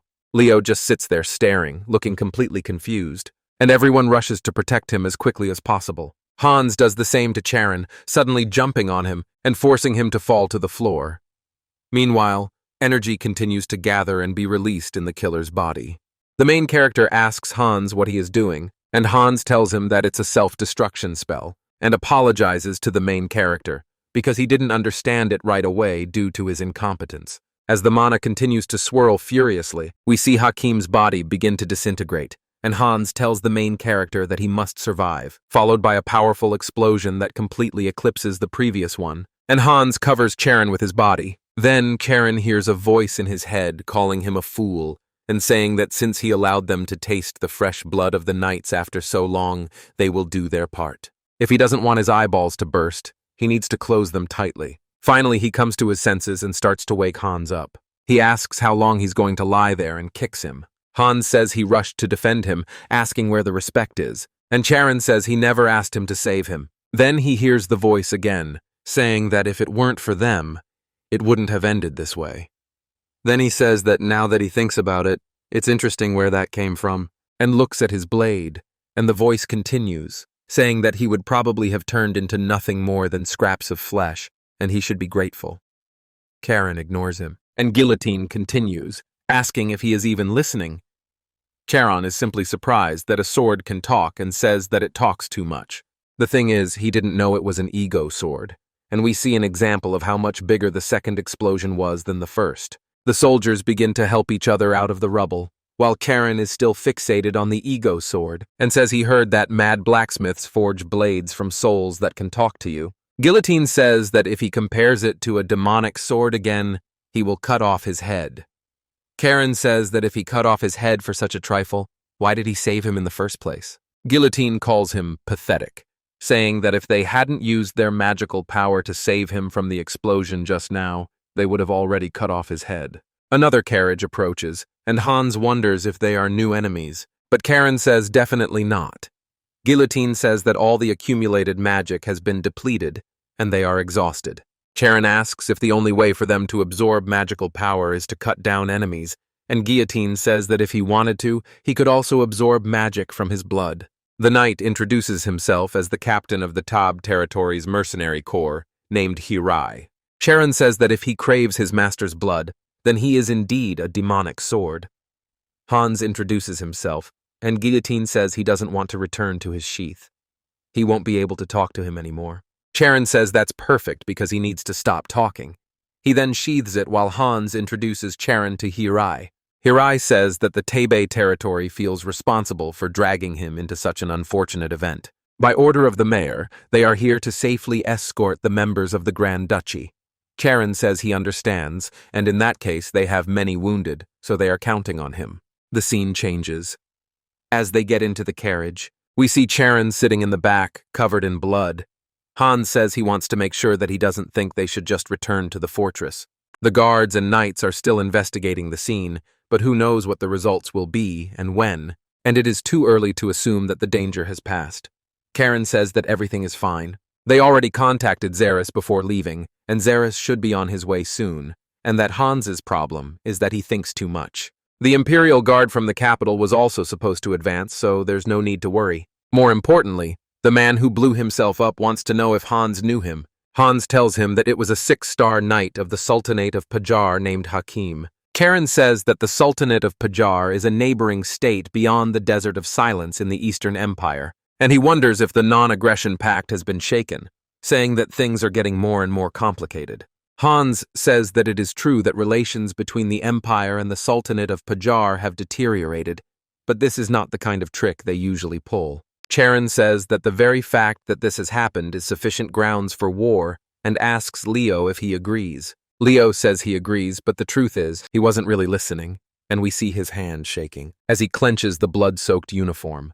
He says he can't stop shaking. Karon says he understands. It was the first time he had killed someone, so it's not surprising. Taking a life is not something you get used to, but he has to get over it, because that's what life is all about. The guard looks out the window, saying that they will soon arrive in the autonomous territory of Tiebe, and then the main character glances at the city, saying that it looks pretty good, and everyone in the carriage, including Hans, agrees. Then the mayor welcomes them to the territory, saying that it is such a relief that they have arrived safely. The territory will do everything in its power to uncover the instigator of this incident. And of course they will cooperate fully with the Reston House investigation. He also starts to speak, but Charon interrupts him, saying that he knows they had nothing to do with the attack. Hans says that's right, so the mayor can rest easy, and we learn that his name is Jean. Hans says he seems completely different from when he was finance minister. Jean tells him not to mention it, as he knows it himself, and regrets taking the damn chair. He then apologizes for his rambling in front of his noble guests, and Charon tells him to speak freely, as he would rather not hear stilted formalities from his elder. Jean asks how he can speak informally with the blood of the Grand Duchy. Charon tells him to be sincere and kneel down. Jin says he misspoke and will gladly accept his kindness. Charon says that's fine, and they should move to another place to continue their conversation. Jin says they can do that. We see him pour Jean a glass of wine, saying that they were attacked by some smugglers because the attackers did not use the city's power. And they were attacked not with magical power, but with explosives that destroyed the railroad, and that he knows that such explosives can be obtained without going through the Weapons Procurement Agency. Jin says that's true. Charon says that the Weapons Procurement Agency is under strict control of the Empire, so it's practically impossible to steal its explosives stockpile. But what if the explosives were smuggled in from outside the Empire? For example, explosives manufactured in the Sultanate of Pajar. Jin realizes that he is right.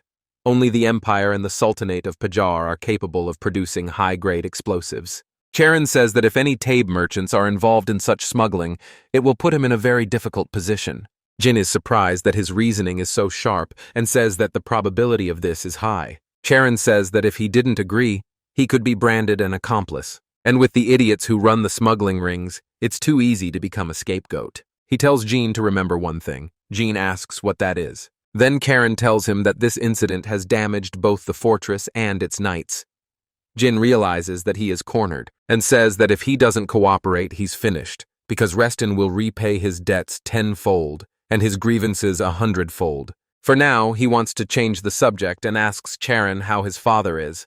Charon asks if he knows his father, and Jean says of course, because he is like a brother to his father.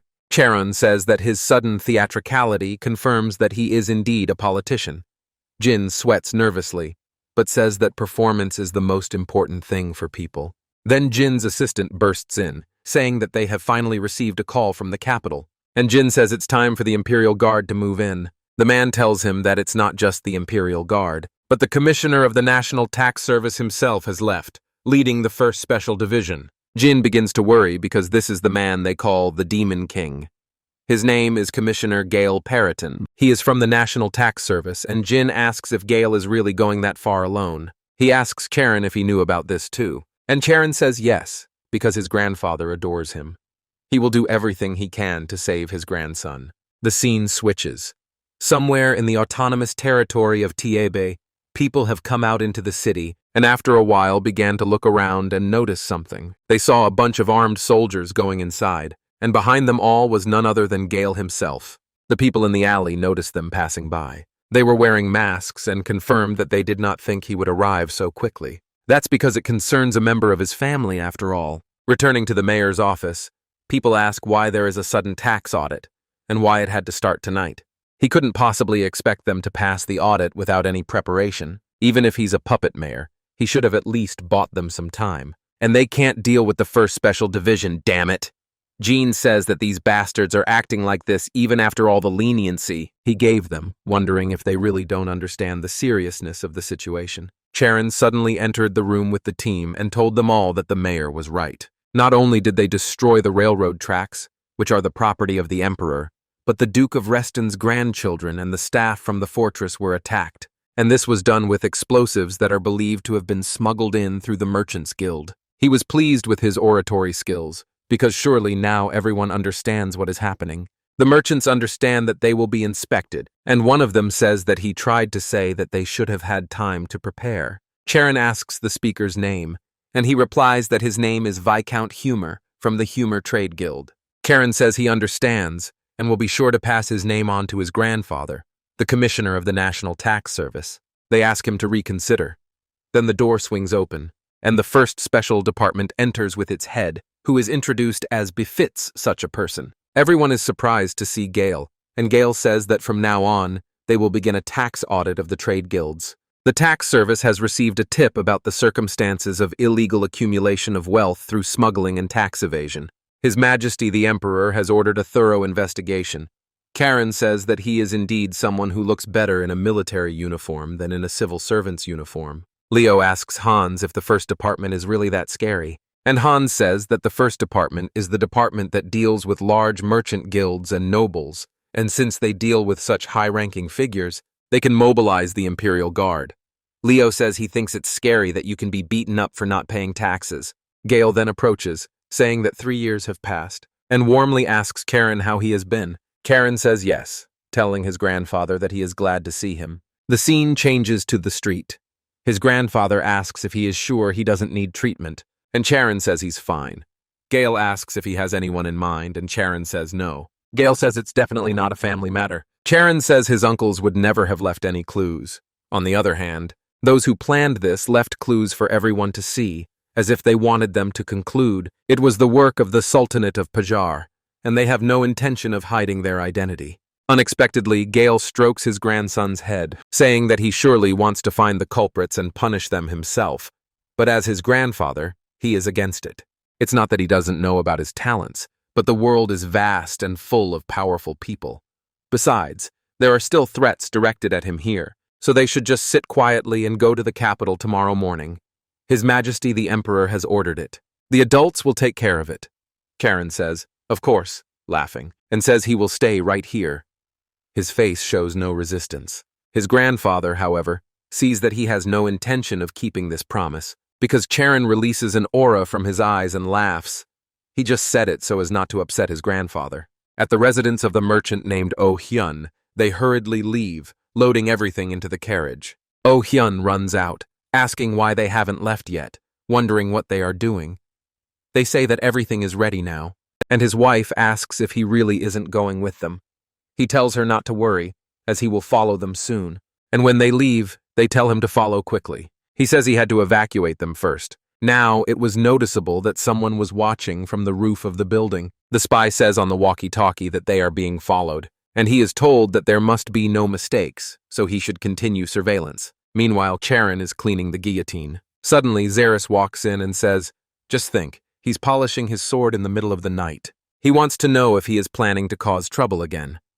Caron says he didn't expect him to start sawing him up as soon as he arrived, and Xeris just looks at him for a second, saying he thinks the commissioners have forbidden him to leave. Caron continues to do something with his sword and asks if he will try to stop him too. Xeris says that he is only here to convey the orders of the head of the house, and that he will deliver them, so the boy should just listen. He says that the moment he receives this order, he must find the guilty ones and make them pay with their blood for the lives they took, and show them what the laws of the fortress are. Charon starts laughing and says that he had been planning to do this for a long time, and gladly accepts this order, clutching his sword in his hand. Xeris says that it looks like it's going to be a long night. The scene changes. Caron and Leo begin walking through the city, and Leo asks if they really need to go so far. Karon says that if they want to meet the informant, they need to go to the black market. Leo says he understands, but wants to know why he is playing the role of a servant. Caron replies that it is because they are going to a criminal area, and if a pair of noble children wander around unaccompanied, it will only arouse suspicion. He says he understands, but asks again why he has to be the servant. Karon ignores his question and asks him to be quiet. They will soon reach the place Zeras mentioned. As they continue down the alley, Leo says that the place seems unsettling. Karon tells him that if he is afraid, they can turn back right now. Then a man says that this is not a place for young lords to visit. He stood mysteriously by the wall and said that if they had come here, it could only mean one thing. Karon immediately reaches for his sword, but the man says that Zeres sent him and that it is an honor to serve them. He introduces himself as Julio, half of his face covered with a scar, and said it was time for them to move on, as the refuge was already prepared. The scene changes immediately. Julio opens the door, saying that there are soundproofing devices installed inside so they can talk freely, and the main character asks if it must have been difficult for him to get there from outside. Julio says he is from Tabe himself. He wants to know how someone from Tab became an informant for the Reston family. Julio says he is only repaying the kindness that Zeres showed him when he was a child. Karon says he understands, and they can get straight to business. He has received intelligence that someone intends to attack the Reston family with smuggled explosives as soon as they head to the capital, and asks if he knows who they are. He replies that he does. Where money is involved, there are only 2 trading companies that deal with explosives circulating on the black market. He shows them both companies, saying that the only 2 could be these, Karua and Kaligo. However, Karua seems to have firmly established itself in Taba, and recently they have been leaving the black market.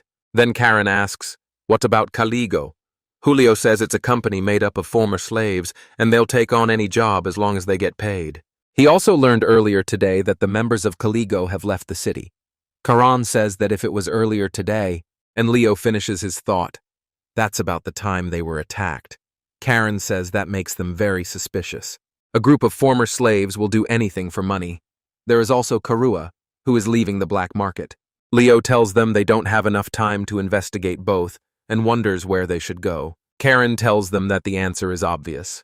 The more desperate they are, the more reckless they will be, and they will go after Kaligo. Julio says he will personally escort them to the black market. We return to Jean's house. He asks Gale if he is sure it is okay to leave the young master alone. Gale says that his relative even sent him a letter begging him to do so he has no choice. Gale says that wolves have their ways, but he still wants Tim to know that Karon actually asked him for a favor. He wanted him to find some excuse to delay his brother. Without the Duke's permission, he would have acted on his own. Gale seems surprised, but Jean tells him not to worry, as he has already proven his skills.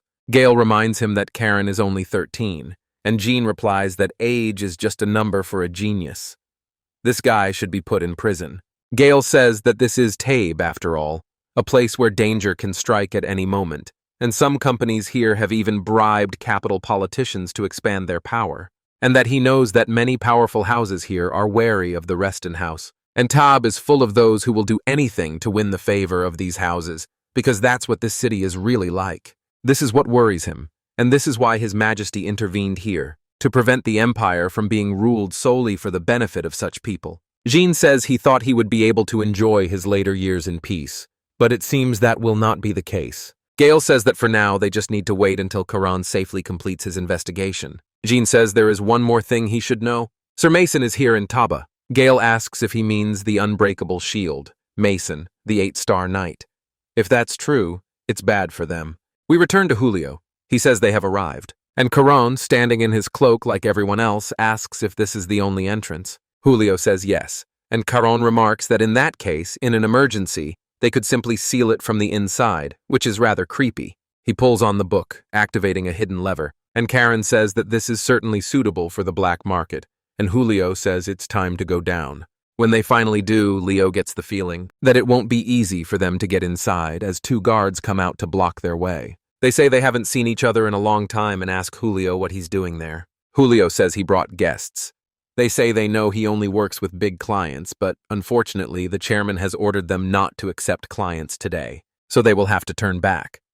Julio asks why, and they reply that it is simply an order from above. Julio still asks for a reason, and they say they don't know either, and that they should just leave while they are still being polite. One of them starts to take out his blade, and Karon asks if he's really trying to chop them up with that toothpick. He then reaches for his own, telling him to go ahead, as he wants to see what happens.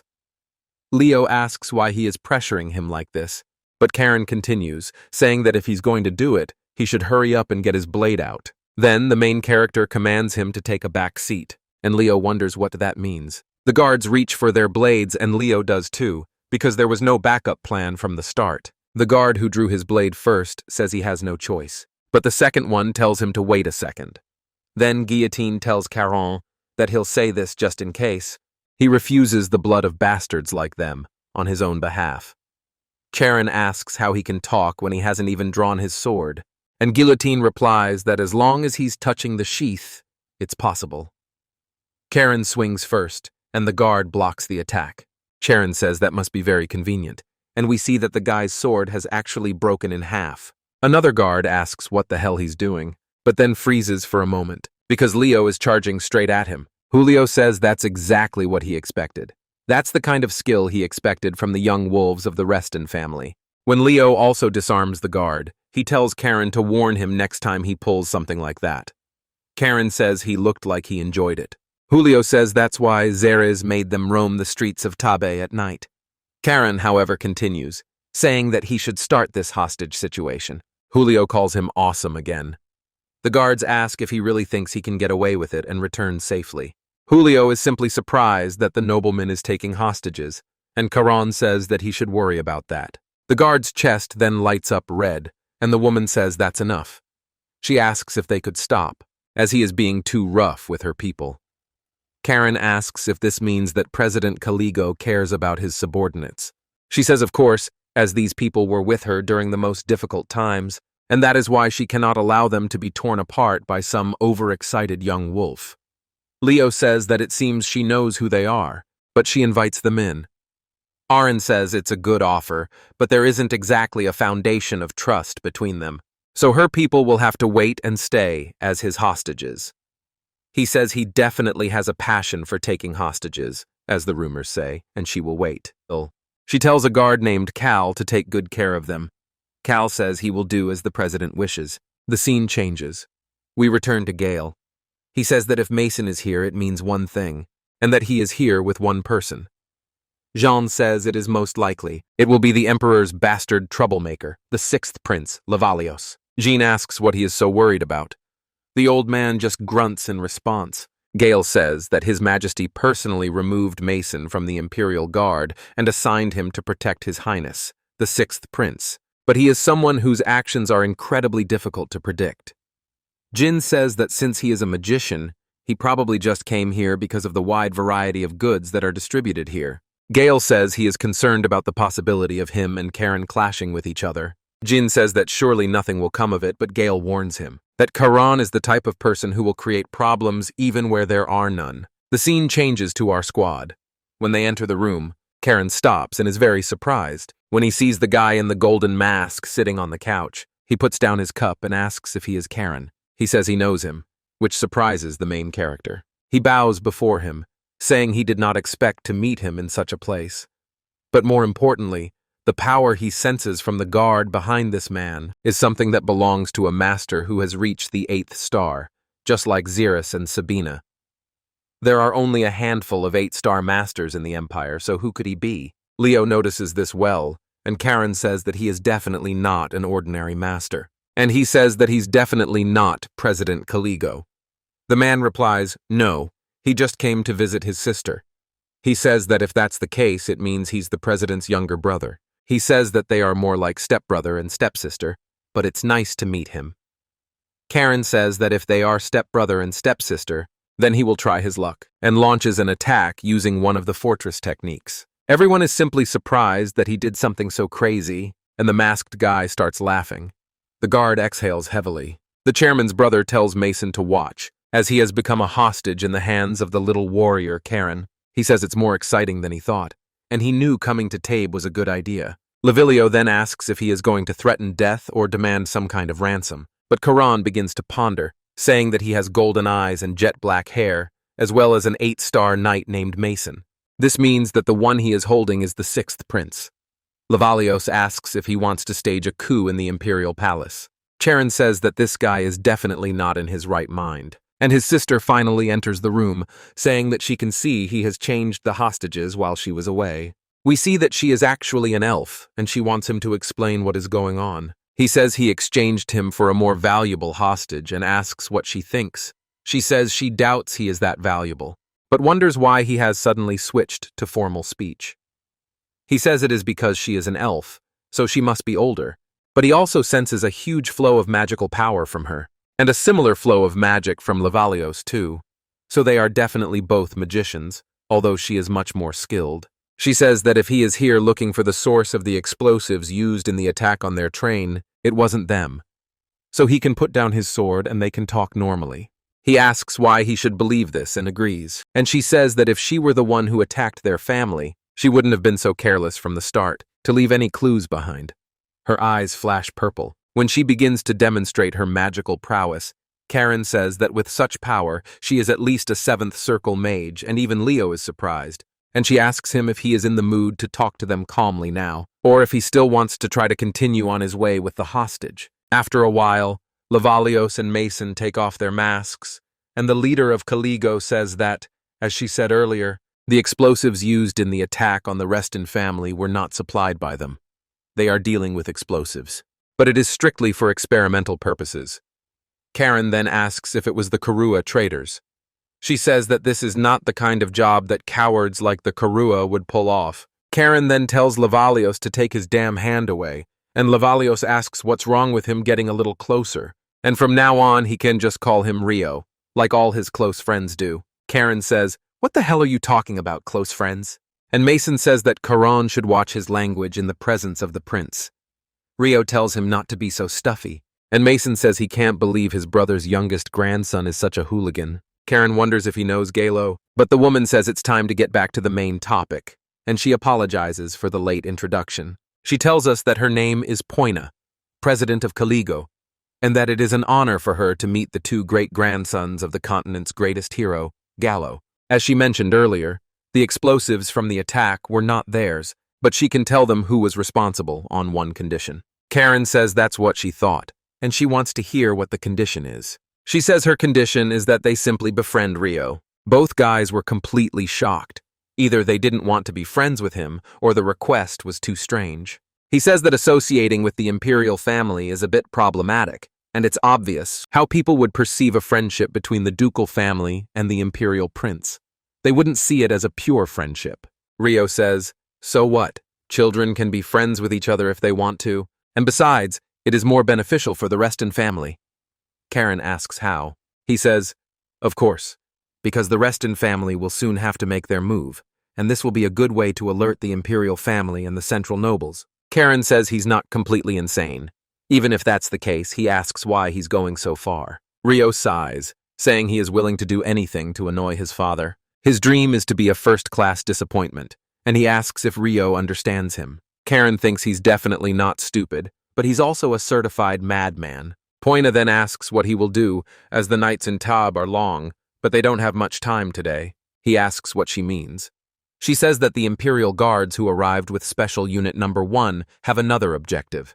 Karon asks what exactly that is, and she says it's the case where the Reston family's grandchildren were attacked. And yet the Imperial Guard is not trying to solve the case. She asks if he has ever wondered why. He asks if she is trying to say that the Imperial Guard is in cahoots with the perpetrator. She says that the answer to that might change depending on who the culprit is. But one thing is clear. The Imperial Guard's goal is different from theirs. She pulls out a document containing everything they have tracked about the perpetrator's movements in this series of events, and she wants to know if he will accept her offer and conditions. He stares at her silently for a long time, and later we see people moving more boxes, while Oh-yoon watches, asking if they can move faster. We learn that he was actually supposed to receive a noble title, and that all the evidence against him would have been eliminated after the attack. He says that the title he craved is right in front of him, and now he is the one who is about to be eliminated. All because those damn brats survived the attack, but maybe it's a blessing, as he managed to evacuate his family first. And while he is pondering all this, a man suddenly rushes in, saying that knights are storming the place out of nowhere. And Oh-yoon is nervous, asking if it is the Imperial Guard. Then we hear Karon saying that Oh-yoon's merchants are working hard even at night. The assistant tells him that it is not the Imperial Guard, and Karon says that he has quite a busy business here. Oh-yoon recognizes him as someone from the Reston family. Karon says that's right. He's the same worthless nobleman he was trying to get rid of. Then he says that for a man who tried to take someone else's life, he seems to care terribly about his family. Zeres says he brought what he asked for, and Karon thanks him. Then he picks up the bloody bag, asking Yoon if he is so curious to see what is inside. Yoon panics, asking if it is his family, and Karon tells him that if he's so curious, he should look for himself. When he opens the bag, he sees hands, which he believes belong to his family members, and he begins to break down. Karon slaps him, telling him to stop making a scene, and asks if he really thinks these calloused hands belong to his family. Yoon asks if they don't belong to his family, then whose hands are they? Karon says they belong to the killers his business partner sent to harm his family. Yoon starts crying, thanking him for saving them, and Karon tells him to stop celebrating. He conspired with them and planned the attack on his family, and people died because of it. He saved his family only because they are innocent, but he is not. He will spend the rest of his life in the underground dungeon of the fortress, of course, with endless torture. He tells Zeres to take him away. He says he'll be happy to do so. We return to Pina. She says there are many rumors circulating about the Emperor's poor health, and she wants to hear from Rio about the situation in the capital. He says that there is chaos among the nobles because of this, and only the old farts who insist on war are having a great time, and that the internal conflict with the Imperial Guard is getting worse. She says the clash between those who have allied themselves with the warmongers and those who are not, he is strengthened, but thanks to her he has found a reliable supporter. He thanks her, and then says that Karon is definitely on his side now thanks to his charm, and she says that he wasn't like that when they first met. He says it's true. As soon as he arrived in Tabe territory, having barely escaped internal strife, his mother was killed right before his eyes, and the blood stained the grass red, and if Mason hadn't been there then, he probably would have followed his mother to the grave. If he hadn't met her in the city, he would never have learned magic, and just as the two of them are the reason for who he is today, Karon will definitely become an important person in his future as well. Back at the mayor's place, we hear Gale asking him what this means. Jin says publicly announcing the facts of the attacks and details of the investigation is too much. Gale agrees, saying that if it comes out it will tarnish the family's prestige, and asks if he is okay with that. Jin just wants to know if he's going to hold Karon accountable. Karon says it's not something he'll have to take responsibility for. And this is just so that those behind the scenes cannot even think about hushing this matter up, and that Jin will become, in the eyes of the people, a righteous mayor who stands up to injustice. Zeres remembers how Gallow told him to let Karon do whatever he wanted, and he doesn't know what he's planning. But since it's his master's order, he can't go against him, and he'll just have to watch as Karon tells everyone to just trust him on this. We return to the Reston house. The butler informs Gallow that a message has arrived from Karon. Gallow asks if he's really trying to announce the details of the investigation and the damage from the attack. Dvoretsky says that's correct, and then Pale comes in, asking if he was summoned. Gallow says yes, as a message from Karon just arrived, and he tells him practically the same thing he just read, and that the council promised full cooperation to prevent something like this from happening again, and he asks Pale what he thinks. Pale reads it but says it's a plan, which could destroy the political balance in Taba, and is about returning power to the mayor, who until now has been nothing more than a figurehead. Gallow says that while the council members have had enormous power up until now, the announcement that a council member was involved in a terrorist attack would be a significant blow to them. And he is a reckless brat to the core, but this time he succeeded in his revenge. This also allowed their family to further strengthen their influence over Taba. Peel says he's grateful that he values his son's abilities so highly, but reminds him that he is only 13 years old and that he is entrusting too much responsibility to a young boy. Gallow interrupted him and reminded him that it was he who told him to believe in his son. And then the grandfather says that the wolf must go the way of the wolf, and he knows that he is worried about his child, who just took his first step into the wild. But how about he believes him until the very end as he promised? Pale says he will. This almost satisfies the strict ruler. And then Gallow says that he is grateful to him, and that should serve as sufficient warning to anyone in the capital, and to those lackeys of the Imperial Guard who cling to power. And he says that if there were anyone else here, they would certainly cut off all their heads. And he tells Pale to prepare for the coming storm, for it is time for the Restons to act again. We return to Taba. The mayor says he's ashamed that such an incident happened in their city. For a council member to stoop so low for a measly morsel of power, trying to kill the grandson of Gallow, the continent's greatest hero. The citizens begin to rejoice, telling him to get rid of the rotten council members, and Jin says that in order to give the city back to the citizens, he will make sure that he puts all his efforts into it. Leo says he fits in like a fish in water, and Gale says Jin is a great politician. A great politician never misses an opportunity that comes his way. Leo asks if all politicians in the capital are like this, and he replies, "Of course not."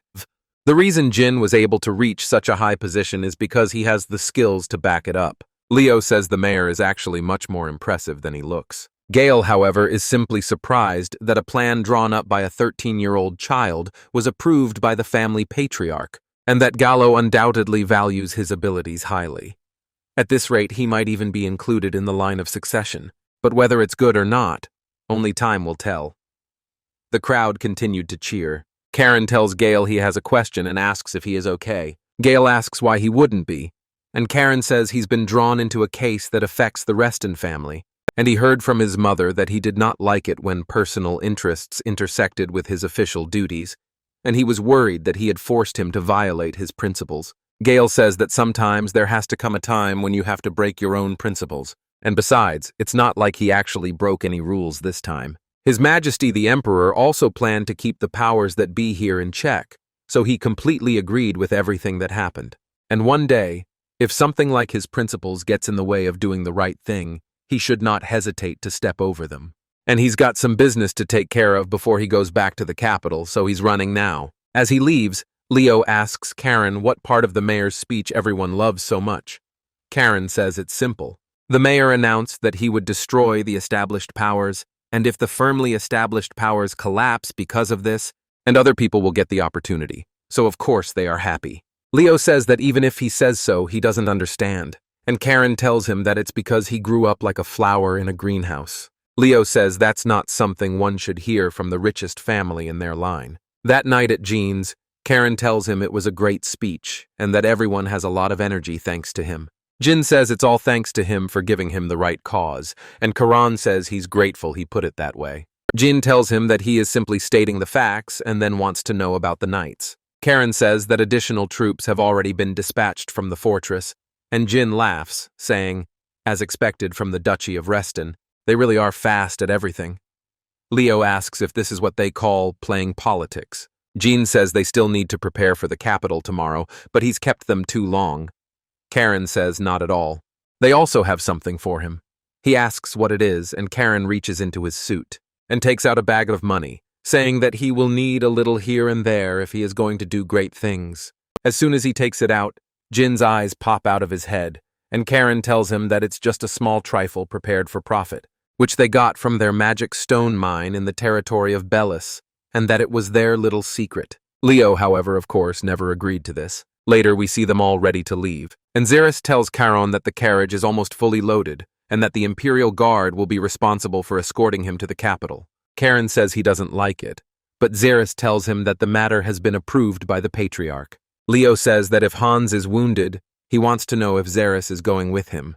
He says that he would like to, but he was assigned to escort the prisoners and wounded, so Sir Hugo would be responsible for their escort instead of him. Karon says that Hugo is the son of his older uncle, Tails, and a genius who reached the initial phase of 6 stars at the age of 28. Karon says he doesn't like anything about this, a new obstacle to his plan to wreak havoc in the capital.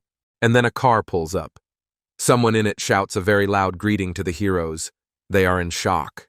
Lavalio climbs out of the window and starts greeting them. He waves from the window asking if they had breakfast. Karon asks if they should just not go to the capital, but Xeris says they have to. Lavalio asks Karon if he's happy they're going to the capital together. He replies he's not particularly happy, but he wants to know what he's doing here. Lavalio says he knew he wasn't thrilled about being accompanied by the Imperial Guard, and he understands this, given their difficult relationship, but he shouldn't worry, because he's still here with him. He says he was waiting for him. Then a man approaches them, and says that he was delayed, finishing the business with the destroyed railway. Lavalio tells him everything is fine, and we learn his name is Ryuk. He says they should start with introductions, and introduces Karon and Leo. Ryuk then introduces himself, saying that they can just call him by his first name, and it is an honor for him to accompany the descendants of House Reston to the capital. Karon thinks that the reason the Imperial Guard isn't actively investigating the attack on the duchy is because they're probably involved, just like Pina said. He asks if the destruction of the railway is really that important, ignoring the attack on the descendant of the very family that placed the emperor on the throne is going too far. Ryuk says that the destruction of the railway which His Majesty owns is sufficient reason. Therefore, naturally, the Imperial Guard must give priority to the investigation of the act of treason. Karon gets annoyed, saying that if that's the case, he must have been busy, so they'll accept it for now. Lavalio says the conversation seems to be over, so it's time for them to go. Ryuk says of course, and Xeris tells Karon that he restrained himself well, since there is no need to spoil relations with the Imperial Guard, especially before they find out who was behind the attack on their family. Karon says he's right, at least for now, and it's just a suspicion, but if he finds evidence that the Imperial Guard is acting as watchdogs for some other powerful family, he will crush them himself, and he cannot believe it. That the Imperial family could act as simple servants for some nobles. Even when he was forced to sell his soul to a demon, he never fell so low. The scene changes, however. Karon says along the way that it is quieter here than he expected. Lavalio asks if he wanted to chat or something, and Karon says no. Lavalio says he was curious about Mayor Taba's speech, saying he knows it was his doing, and that he is trying to make the mayor the center of power instead of the council, and is trying to use his family as support for this. Karon asks why he thinks that, and Leo tells him that all this talk about justice was nothing more than an excuse. By restoring the Reston family's prestige, which could have been shaken by the incident, it turned out to be a brilliant move to gain a reliable ally who would be useful in the coming power struggle. And he knows this was his plan all along. Karon says it looks like all the time he spent cozying up to the black marketeers wasn't wasted. Lavalio says you could say he came off the streets himself because he went through everything to survive. So he must have had enough instincts from the start. Karon says that sounds plausible. But then Leo starts hearing a sound in his pocket. When he takes it out, he hears Pina asking if he's riding well. He answers, "Of course." But it's a bit frustrating, as Karon completely ignores him. She says he shouldn't argue too much because they should be friends. Karon says they're not friends, and she asks what happened to their deal. He says he never agreed to her because he needed to hear the terms first. She laughs, saying he got her hooked, but he should think about it, since her offer wouldn't be bad for him either. He says they lack mutual trust to make such statements. She asks what he means, and he says that if he were to join forces with a merchant guild run by an elf without permission, his head could have been on the line in front of the elders. She says he misunderstood something. She wants to cooperate with him, not with his family and home. He asks why, and she says of course, because good products are always worth investing in. And of course, it's also true that Leo needs a friend. Karon says he dislikes the last part the most. And she says that if he needs more trust, he should just consider the information she gave him as a gift. And if he ever needs anything, he should contact her through the crystal spear, as that is all she has at the moment. Leo laughs, telling Karon that they should get along, and Karon says that the two of them are exactly the same in their egocentrism, and hands him the thing so that he can call her whenever he wants. Lavalio looks out the window, saying that it looks like they are almost there, and when Karon looks out the window, and sees giant gates opening, welcoming him to the capital, and they drive straight into them. Inside, they head to where they will stay. Rio tells him that if there's anything he wants to see, he should call. The tour is free. Karon says no, thank you. And Rio leaves, saying that they will see each other soon anyway, so there is no need to be upset. As he leaves, Ryuk says that he will go too. Karon thanks him, and Ryuk tells him not to thank him, and that they will meet later. As they drive away, Karon says that of course they will meet, but he doesn't know when. And then Leo asks if he knows what that brightly shining tower is. Karon tells him that it is a magic tower. Leo asks if this is the one with the magicians, and he says, of course, it's in the name. It's not like they're night butterflies. Leo says she looks really cool, and Karon agrees. He says it looks like the mages spent a fortune on her, and it is completely different from what it was 50 years ago. The magic tower is finally starting to feel real now that it's in the capital. He smiles and says it's no different from returning to his own grave. Then suddenly Hugo says it's time, and when they turn around, they are surprised that they didn't even feel his presence. Leo starts twitching, and Karon says he didn't even sense his presence, so his level is definitely high. He's one of those people who are called the Empire's greatest geniuses. He says they've had a long journey and they're doing well. Hugo says that if he's not mistaken, this is their first meeting. Karon says it's nice to meet you. Hugo tells him that if he had known that their youngest was so impressive, he would have visited the fortress earlier and met him. Karon says he's flattered by him, and he's as impressive as the rumors say. Leo is just wondering if everything will be okay with them, if they really think so. Then a woman comes out to greet them. Hugo turns around and Karon calls out to her grandmother. She says it's been so long and he's grown so much. He says he's glad to see her. She says she's glad to see him too. She tells Leo that she's glad to see him too and has now drawn up a bath so he can wash and rest. Leo thanks her. Karon says that Grandpa has some things to do, so he'll be a little late. She says that she was told in advance and that they can go inside as they need to buy brooches for tomorrow's banquet. He needs to make sure he goes to bed early. They will move his luggage to his room as soon as he arrives. Hugo just stood there looking at his hand and silently asked if his mana had really been thrown back. He says that when he sent out his mana to test his strength, but the protagonist used his own mana to face his, not a calm sea like azure mana, but mana like the furious waves of a raging storm. He remembers his father, Tails, telling him to keep a close eye on his cousins so they don't get into more trouble in the capital. Hugo says he's definitely someone to keep an eye on, and he wonders who Karon really is. The scene changes. After Karon takes a bath, he goes into his room and flops down on the bed with a loud exhalation of relaxation, saying that his mana really shouldn't have been sent without warning, and that Hugo is an unpredictable guy, although he is very different from Tails. But no matter, he returned to his grave after 50 years, so why not relax with a drink he stole from the prince's carriage? When he is about to open it, his gaze involuntarily falls on his blade, and so he pours a little more for Guillotine. Guillotine asks what it is, that he's looking for a free drinking buddy. Karon says he just needed someone to talk to, and Guillotine says, as expected, he's crazy, drinking with a sword. Karon asks him to understand that this place is like a grave for him. Guillotine says that she knows, but Karon finds this strange, since he never told him about it. Guillotine tells him that he read his memoirs, but Karon dismisses it, saying that's what he expected from a demonic sword. Guillotine says he's not one of those. Karon says the blue dragon said it was the sword he used in his past life. Guillotine says she doesn't know why, but it somehow became a magical sword. Karon asks if he has any memories from that time, but Guillotine says no, and when he finds the one who turned him into a magic sword, then he will cut off his head 1,000 times. But Karon tells him that he can only do it once, but he is also curious why he doesn't ask the blue dragon himself after he goes to the North Sea. Guillotine says that Karon is too weak for that, but Karon says he can just find out for himself. Guillotine says that sulking at a blade is childish. They continue their little squabble, but Karon says he needs to sort this out.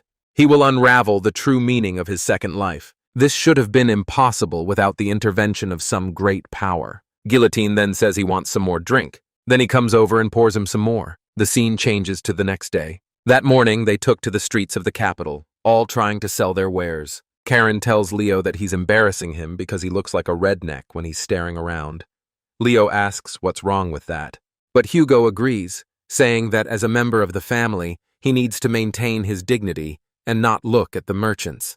He also tells Karon to be respectful to his older brother when they are in public, and when they are alone they can be informal, but in public he must be polite for the sake of the family's honor. Karon asks if this means he can speak informally with Hugo when they are alone. Hugo changes the subject, saying that they are almost at the store. Karon wonders if he's ignoring him on purpose, and notices a clothing store that catches his attention. He asks Hugo if he can come in here, and Hugo says it's a place where they make clothes for the elderly, asking if he likes it. Even Leo says he seems a little old-fashioned, and Karon tells him that trends are cyclical. Leo asks if that's true, and Karon asks what the two of them know about fashion anyway. Leo says it's not that he doesn't know anything, but Hugo finds it a little strange and looks at it with his stupid eyes. When they enter the store, they are quickly greeted inside a luxurious couture atelier. The man says that for such young noblemen visiting his store, he wants to know if this is really normal, and he is sorry, but he doesn't usually sew clothes that the younger generation children wear. But he will do his best to create an outfit for him, and he wants to know who exactly wants the clothes. Karon says it's for him, but he recognizes the old man as when he was Cain. He was much younger, and he says he told him many times that his outfit was very difficult to mend. Karon says he's sorry, but his skills are so good that he can fight without holding back. The guy said that if he just needed it fixed by next week, then he can do it. And he had really hoped for a quiet day before. Now he takes Karon's measurements, saying that since it's for the Grand Duke's grandson, he'll do his utmost. Karon is surprised that he instantly recognizes the family. He says, of course, it would have been more difficult not to recognize their coat of arms, since it was the permanent seat of Sir Cain, a close friend of the Grand Duke. Karon asks if he remembers much about him, and the old man says of course, since he doesn't know what he was like for others. But for him, he was a very warm person, although he is sure that he never even knew his name. Karon says that now that he thinks about it, in all the years he came to the store, he always just called him baby. But the surprising thing is that it feels good to be remembered. Karon then asks his name, and the old man finally tells him that his name is Luhan, and he instantly remembers how this old man introduced himself in exactly the same way from his earliest childhood, with a smile. Then a woman bursts in, asking Grandpa if he's heard the news that Cain's enemy, the grandson of the Grand Duke of Gallow, entered the capital. But as soon as she begins to say this, she understands who is in the room with her. What a mess. She freezes, and Karon is simply perplexed as to why he is being called Cain's enemy. At the tailor's shop, Hugo exchanged brief greetings with an old acquaintance after a long separation. Someone approached Amy, reminding her of their last meeting at the tournament, which caused her slight surprise. Leo asked in amazement if this was really the famous Amy Altara in front of them. The main character asked if he knew her. His friend confirmed that this was the same fencing prodigy who had achieved 4 stars at the age of 17. Hugo quickly apologized for his cousin, explaining his lack of manners and temper. Amy, slightly embarrassed, merely nodded in response to the apology. Hugo then introduced Karon and Leo to Emi Altara, a member of the Imperial Guard. Amy immediately recognized Karon, calling him by name, which greatly puzzled him. She also addressed Leo, correctly pronouncing his name, which amazed the young man. Leo was amazed that he was recognized in the capital, especially by such a beautiful girl, and even thought about his sudden fame. Karon assumed that Amy had learned about them from the senior guards who accompanied them, noting her intelligence. Lujan began to make unnaturally polite conversation with Amy, asking if she had eaten, which clearly embarrassed her. She tried to stop his overly respectful treatment by reminding him of her status as a simple student. Hugo countered that she was too modest, as she was being tipped to be the future leader of the Imperial Guard. Then Karon asked why people called his grandfather Sir Cain's enemy, and the question hung in the air. Karon spoke about Cain, calling him simply a man who sold his soul to a demon, and even under this condition he didn't personally spoil or harm anyone.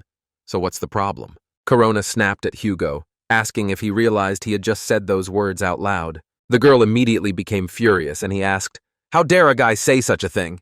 His words were taken as a grave insult to the honor of the great Sir Cain. Angered by Karon's words, Amy Altara formally challenged him to a duel. Karon, in turn, asked Amy a direct and awkward question, asking by what right she summoned him. Amy, gathering her courage, firmly stated that she was the heir to Sir Cain's will, trying to justify her actions. Karon countered this challenge with a caustic question, wanting to know what exactly was Cain's will that Amy spoke of so passionately. He continued his thought, cynically suggesting that even loyalty to the demon emperor might have been the result of a deal rather than a free choice. Even in the face of such arguments, Amy continued to insist that Sir Cain, in his pride, would have remained loyal to the emperor to the very end.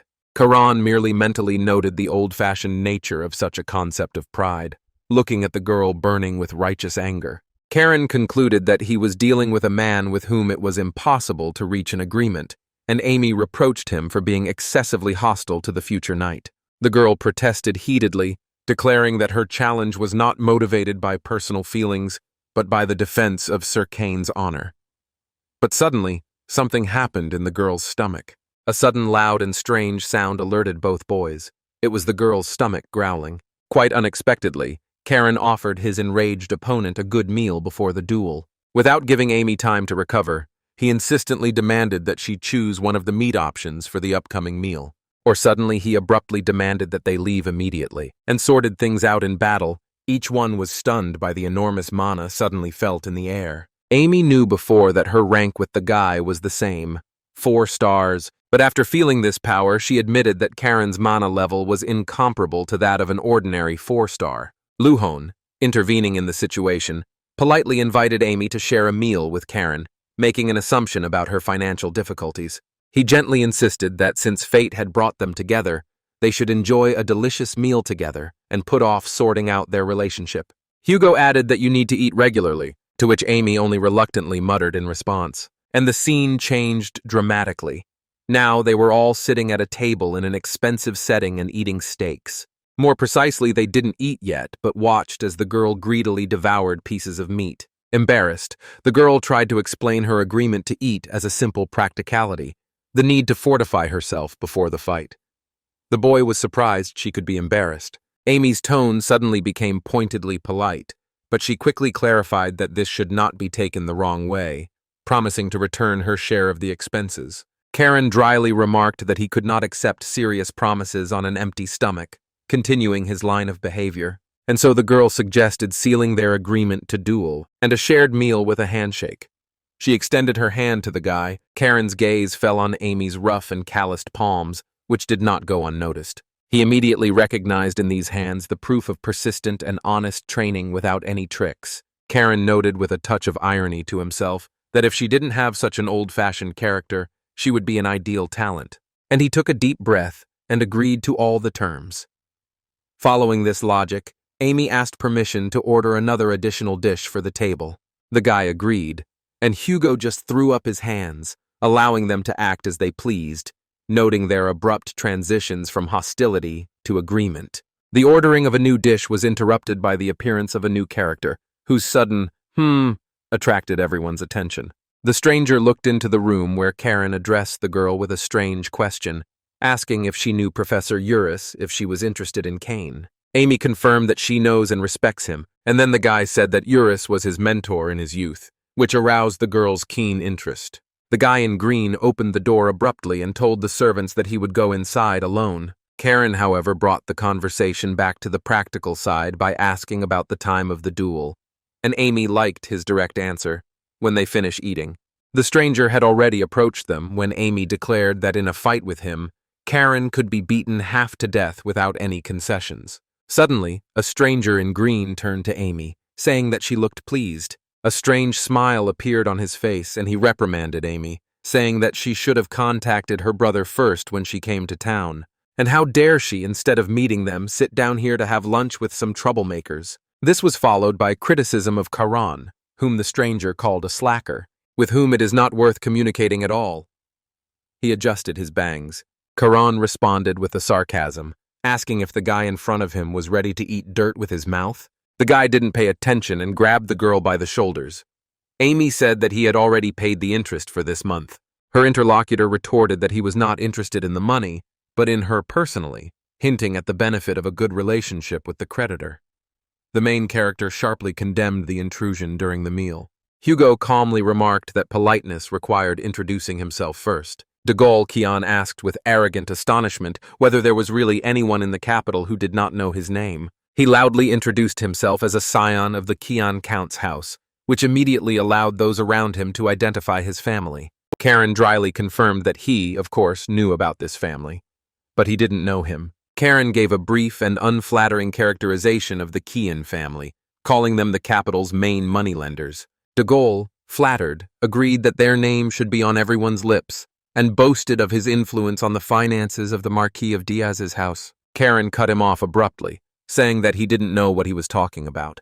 He explained that he had not come to the capital for empty chatter, which left the impudent man completely perplexed. An enraged de Gaulle rudely asked whose offspring he was, clearly beginning to lose his composure. Leo turned to Hugo with a promise to explain everything properly to his grandfather, to which he reacted with poorly concealed foreboding. Karen merely showed the boy something in his hands with a snake-like grin. He showed him a vial of an expensive potion that instantly healed broken bones, emphasizing its value. De Gaulle furiously shouted at him to stop talking nonsense, to which Caron calmly asked him to clarify what exactly was nonsense. In a calm, almost methodical tone, Karen began his explanation. He clearly stated that he intended to personally take on the correction of his counterpart. Caron, with icy calm, assured de Gaulle that he had no intention of killing him. The only response was a painful and fearful groan. The scene moved to the fortress. Someone, shocked, repeated the demand to repeat what had just been said. The servant, with cold politeness, agreed to repeat his words. The bespectacled man stated the fact that Caron Reston, the grandson of the head of the family, was arrested by the city guard. Gale merely said that it had only been about 30 minutes since his arrival in the capital, and he had already caused trouble. The question about the cause of the incident followed, to which the narrator did not immediately find an answer. The official accusation of attack on de Gaulle by Keon, the youngest scion of the Keon family, has caused surprise. Grandfather remembered hearing this name in connection with a reputation for red tape, and a playboy with the daughters of his debtors. Discussion confirmed that this was indeed the man in question. Someone admitted that the boy deserved a beating, but expressed confusion as to why Caron had taken him on, mentioning the brutal method of beating him with the use of a healing potion. It was explained that the Imperial Guard would investigate the matter, as the incident occurred between nobles. It was noted that this relationship between House Reston and the Guard made the situation difficult for Caron. Grandfather became concerned and decided he needed to intervene. He announced his intention to personally go to the Guard's office. They tried to stop him, doubting that Count Keon, known for his stinginess, would sit idly by. They broke the incredible news. The victim, de Gaulle Keon, wasn't demanding punishment, but rather asking for leniency for Caron. The grandfather was shocked. It turned out that Keon claimed Caron's innocence and took all the blame on himself. An eyewitness described a humiliating scene in which Keon tearfully begged for mercy for Caron and vowed to reform. Gale asked in amazement whether they were talking about the same boor de Gaulle Keon and received an affirmative answer. The question was asked in complete bewilderment. What kind of magic did Caron use to achieve this effect? The grandfather's anxiety was obvious, because rumors of Caron's actions would inevitably spread throughout the capital, and he didn't know how to explain this to his father-in-law. He tried to argue with himself, assuring that his influential relative would not act so rashly. Could it really be that Duke Gallow personally sent Caron to the capital for such purposes? However, the thought stuck in his head, and he began to consider this possibility with horror. A frightening image of the Duke deliberately releasing this uncontrollable rabid dog into the city arose in his imagination. Meanwhile, Caron, having finished his conversation, quite politely said goodbye to the head of the city guard. With ironic politeness, Caron promised the chief of the guard to visit his institution often, which horrified him. The boss timidly hinted that such frequent visits could cause inconvenience, but Caron was already ready to ask a new question. Caron asked directly whether de Gaulle would be dealt with properly, since he had even confessed, but the official referred to the jurisdiction of the Imperial Guard. Hearing doubts about the existence of such a rule, Caron promised to clarify this issue with his grandfather, Duke Gallow, stunning his interlocutor. To be on the safe side, Caron added that he would also ask the chief of the guard about his grandfather, causing him to panic. The frightened official fearfully inquired about the name of Caron's maternal grandfather. The name of Sir Gale, the head of the tax office, was mentioned in response, which only added to the chief of the guard's anxiety. Under pressure, the boss timidly promised to do his best, after which Caron's gaze fell on someone waiting for him in front. Hugo asked what the conversation was about that had changed the guard's behavior, but Caron simply waved it off. With irony, Caron suggested that it was simply a pep talk about serving justice. Hugo, closing the case, stated that he would not interfere with Caron, but tried to make a warning for the future. Hugo desperately asked Caron to at least warn him in advance before causing trouble, admitting that it was impossible to control him. Caron readily agreed to the proposal, but Hugo countered that any attempt at control would only make the situation worse. Despite this, Hugo still thanked the guy, receiving a nervous rebuke in response. Hugo merely expressed regret that such a respected man as his grandfather had been drawn into this unpleasant incident because of him. Amy, in turn, apologized to the guy, but he says that he even enjoyed it then, and she invited Caron to go and have some tea, to which, after a pause, he reluctantly agreed. An invitation to move on followed. Hugo desperately wondered what they should do if Caron wasn't just getting into trouble but was deliberately creating it. A desperate idea flashed through Hugo's thoughts to buy some magic ropes in the Tower of Mages. Something needs to be thought up to somehow control this little monster. And now they were already at the sign of the tea establishment. The main character sat inside with a cup of coffee and cookies and simply sighed very heavily. At the dinner table, Leo admired the appearance of the dishes, but Amy then timidly asked Karon if he liked the food. She began to explain that this was not the issue, mentioning a number of difficulties. But suddenly, the waiter intervened, promising that there would be an abundance of dessert, and the main character turned to him with a question whether too much had already been ordered. The waiter, with genuine horror, began to object, exclaiming that he did not understand what he had become for them. With unexpected fervor, he declared that Caron had brought down divine punishment on the vile de Gaulle, which clearly embarrassed him. Karon asked with annoyance why he was being called a hero and not a thug, which clearly irritated him. Still, he admitted that the food was quite good. The conversation then smoothly moved on to the reasons why Amy's family ended up in debt to the Keon family. She explained that her father had gotten involved in an unsuccessful business expansion, which had led to financial problems. Karon asked if the income from their lands was not enough, to which Amy gave an evasive answer. She explained that life was difficult for provincial nobles in the capital, and they needed additional sources of income. Hugo suggested that with her talent, she could gain the support of the Imperial Guard, but Amy refused. The reason was the need to choose a faction to receive patronage, which she was unable to do. Karon asked with genuine bewilderment why not, receiving from Amy an indignant answer about the obviousness of the reasons. Amy declared passionately that Sir Cain, with his pride, would have chosen the path of the sword rather than politics, not knowing that Cain himself mentally refuted this, calling his life a struggle for survival. Then Amy stammered as she tried to get back to the topic of their conversation. Karon suddenly approached her with a direct offer to pay off her debt in full if she left with him. Amy, not understanding what he was talking about, asked for an explanation. Leo intervened sharply, accusing Karon of being no better than de Gaulle, offering to pay the debt in exchange for the woman. Karon, in his defense, denied saying anything like that, and Hugo reminded him of his respect for the honor of a future knight. The main character caught himself, declaring that he had originally meant something completely different. Confused, he finally blurted out his true proposal, an invitation for Emmy to join the heir Knight Order. Hugo reproached Caron for changing his words, to which Caron was sincerely indignant, denying it. Amy politely but firmly declined Karon's offer, which clearly surprised him. He asked if she wanted to stay in the Imperial Guard to change the system from within, and received an affirmative answer. Karon admitted that he had expected such an answer, and Amy assumed that Sir Cain would have answered the same way. With a touch of irony, Karon noted that he himself was not the kind of person he was considered to be. He added that he nevertheless knew many people like Amy. Karon described such people as stubborn, straightforward, and foolishly devoted idealists. His memory flashed back to his own past command and his abrupt order to save their lives, not their honor. He mentally finished the scene, remembering their response, their vow to stand by their commander's side until the very end. What fools. The scene returned. When asked about the duel, Amy suddenly announced that she had changed her mind and was postponing the match. Instead, he suggested organizing an official match at the upcoming exchange tournament, which Amy thought was a good idea. As they said goodbye, everyone exchanged pleasantries and began to disperse, and Amy strictly ordered Corona to speak to her formally next time. After all, she was older. To this, Karon retorted that he only respected those who were stronger than him, and offered to prove it in a match. Amy, with a determined look, promised to do her best to win. Later, in the head of the family's office, he mentioned that he had received a report from Hugo about the incident.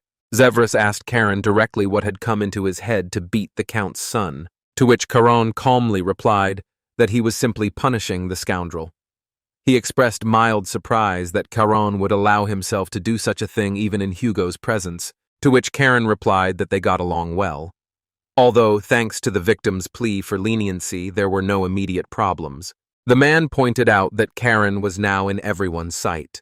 With a sigh, Zevras noted that it seemed he had repeated the same thing over and over again. He asked Karon to behave appropriately in the palace the next day, and he conditionally agreed, promising to restrain himself only in the presence of His Majesty. Karon promised to do this, swearing by his father's honor, which naturally raised the question of why not his own. Karon joked that he had no such thing as honor, and immediately changed the subject, turning to Zevras.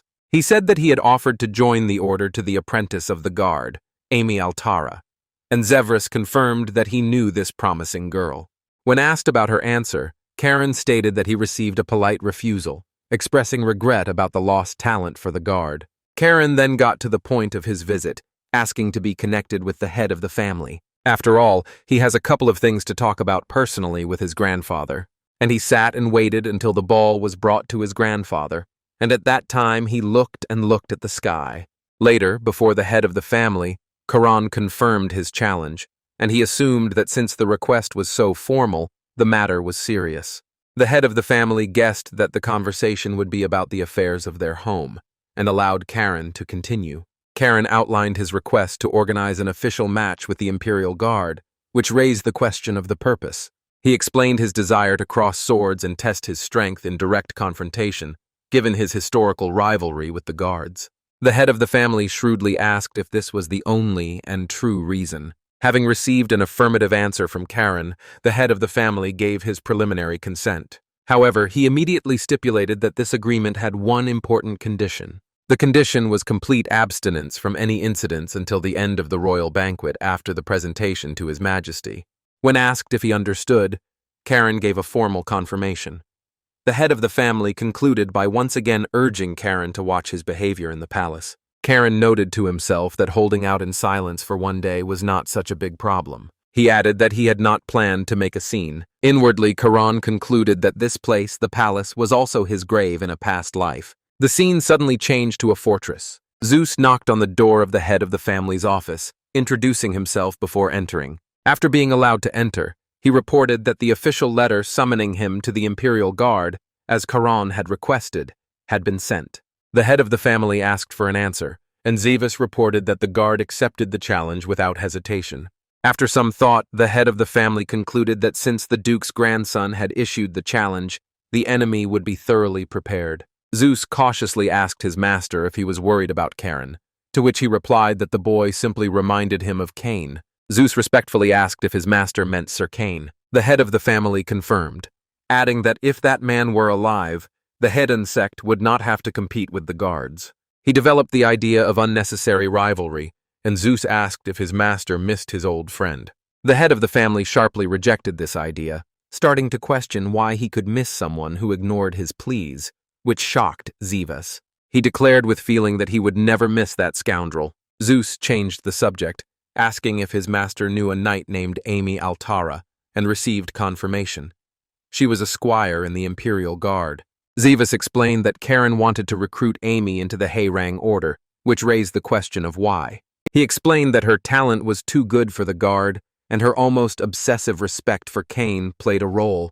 Zeus noted that it was unusual for the young guard to speak openly about Cain, whose name they usually try not to mention. He added that without Cain's intervention, he might have been remembered as the greatest villain, and the guard prefers to erase that part of history. Zeus suggested that this was what had sparked Karon's curiosity, confirming his long-standing interest in Cain's identity.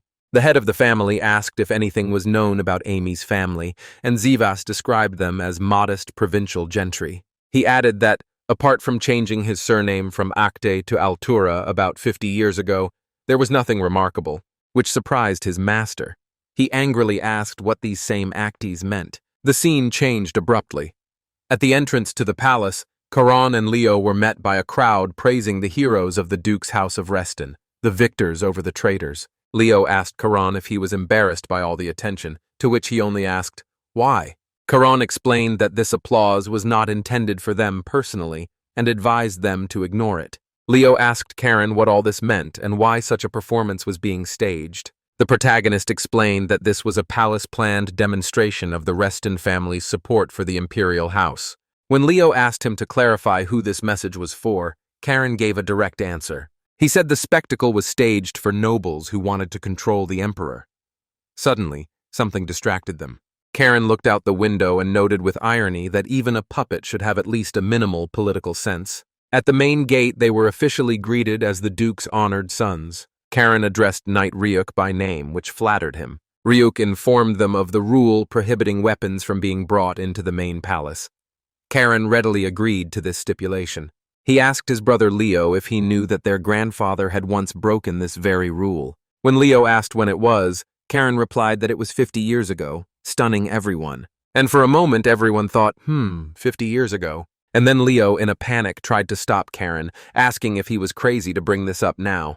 Ryuk coughed dryly, hinting that they should watch their words before entering His Majesty's presence. And then the main character said with a smile that he would take this into account. Leo was again not delighted. Suddenly, one of the knights who was holding his sword simply fell to the floor, and Ryuk was shocked, because he realized that all this happened precisely because of the sword's aura. Karon just proudly said, "Oops, it looks like his sword started acting up a bit." He flashed his eyes and said that his sword had character, and they should be careful. Ryuk said that it was enough chatter. He would lead them to the main hall. The scene changed. Walking through the palace halls, Leo noted how luxurious everything around was, turning to his companion. But Karon did not answer his bro, no matter how much he addressed him. And this silence even began to harass and frighten Leo. And then he noticed how the main character's face changed, and that his mana began to flow into the air. The knights present didn't seem to notice the strange aura emanating from Karon, which Leo mentally rejoiced at. Leo, watching his brother, saw for the first time on his face not anger, but some other unfamiliar expression. Leo remembered how his aunt asked him to closely monitor Karon's condition, using the word ocean, apparently describing his mana. She said that only he from the entire Chonghae fortress was able to understand certain things, which made Leo doubt his ability. He wondered if he would ever be able to understand Karon. But the protagonist himself was lost in his own thoughts. He recalled the battle. Suddenly, a cry for a fallen commander rang out, spreading panic among the soldiers. The order to retreat followed, and the soldiers began to retreat, abandoning the battlefield. He saw his lifeless body. Karon just thought that maybe he should stop thinking for a while, so as not to complicate the situation. At the entrance to the throne room, the master of ceremonies demanded that they state their names and titles. And then Ryuk said the names of the guests, and they were immediately allowed to go forward. Before entering the main hall, one of the servants loudly announced the arrival of Leo and Karon Reston from the Duke's House of Reston. And now, entering the main hall, Karon thought of only one thing: how he longs to see the expression on the face of the heir who replaced the demon emperor. He walked further, and his face became more serious with each passing second. And entering inside, he saw a throne room and a man in interesting and expensive clothing. The man immediately greeted them at the Imperial Palace, and they were surprised. Who is this guy? The man in white formally welcomed them to the palace, apologizing that the emperor himself was unable to attend due to illness. The protagonist realized that he was the heir to the throne, and the prince said he could convey his words. Karon didn't even immediately believe that this was truly Crown Prince Yorn Karon. Karon greeted the High Prince, heir to the imperial throne. Leo, visibly nervous, expressed respect upon meeting the dignitary. The prince mentioned that he had heard of their feat, the victory over the evil spirits in the Bellis barony. He called their actions worthy of the grandchildren of a hero, to which the brothers responded modestly. Looking at the prince, the yeast Karon noted his striking resemblance to someone. He continued his thought, clearly referring to the very same demon emperor who sold his soul to the devil. And he realized that the resemblance was quite natural, because he was his grandson, and he thought that it was better not to give in to emotions. Then the prince asked if it was true that they had become close to Revelio, to which Leo responded evasively. They were more likely acquaintances than friends. Karon immediately scolded Leo, asking if he had taken the prince's words as a pure compliment. Karon, on the contrary, replied that he valued the prince's high opinion of them. He said that he would certainly honor this friendship. He also promised that he would maintain good relations with Prince Revelio. He knew what he was talking about and smiled at his oratorical skills. Leo didn't understand what was wrong at all. He just shook his head from side to side. The prince told them to rest before the banquet began, and the brothers expressed their gratitude to him. He added that the banquet was organized in their honor, and they could have fun, to which they again thanked His Highness. The servant immediately offered to take them to the assigned chambers, and the brothers agreed. After they left, the prince stood and looked at the door, sighing quietly. The prince reiterated that he continued to maintain good relations with the sixth prince, Revelio. As he saw them off, the prince noted that Karon was indeed as interesting as the rumors said. In the corridor, he informed them that their weapons were securely stored in their quarters, addressing Karon specifically. Later in their quarters, Leo later asked sarcastically if their grandfather deserved recognition. Karon answered him positively. In the chambers, Leo asked Karon directly if it was true that their grandfather had overthrown the demon emperor. Karon cut him off abruptly, reminding him that such disrespectful words were forbidden even in his thoughts in the palace. He'd better check to see if there was a wiretap. Karon turned around and said that the emperor had personally participated in the coup. And then Leo also wondered why in that case the Imperial family treated them with hostility. Gigi asked his brother why he thought so about the strained relationship with the Imperial family. He cited the prince's behavior. Karon praised him, noting that he was finally starting to realize something, which surprised Leo. Gigi confessed to Karon that when he bragged about his friendship with the sixth prince, he wanted to punch him in the face. However, he added that the prince's strange look earlier definitely meant something else. Leo asked why. Revelio immediately ran into the room and stated bluntly that it was all because of their relationship with the Marquisate of Diaz on their mother's side. Hugo, turning to his brothers, asked how they had been doing while they were in the palace. He paid Karon an unexpected compliment, noting that he looked quite decent in ceremonial clothes. At this moment, Leo announced with respectful fear the arrival of His Highness the Sixth Prince, and Karon mentally called him annoying. Rio immediately developed the idea, recalling that, as he had said in You, the Imperial family disliked the Reston house precisely because of this union. Revelio added that whether they liked it or not, the Reston house would soon have to take action, and it felt like a return to the past. He made a cryptic reference to some Imperial tradition, which prompted a question from Karon. The prince explained that the tradition was for the son to overthrow his father and take the throne, and he considered this obvious. He also noted that the current moment for such actions was almost ideal. He began to reveal the details, saying that this event was ideal for their purposes, since even the county of Kiel relied on the influence of the Marquisate of Diaz. He continued, stating that the influence of the Marquisate of Diaz would attract all the capital's nobles to the banquet.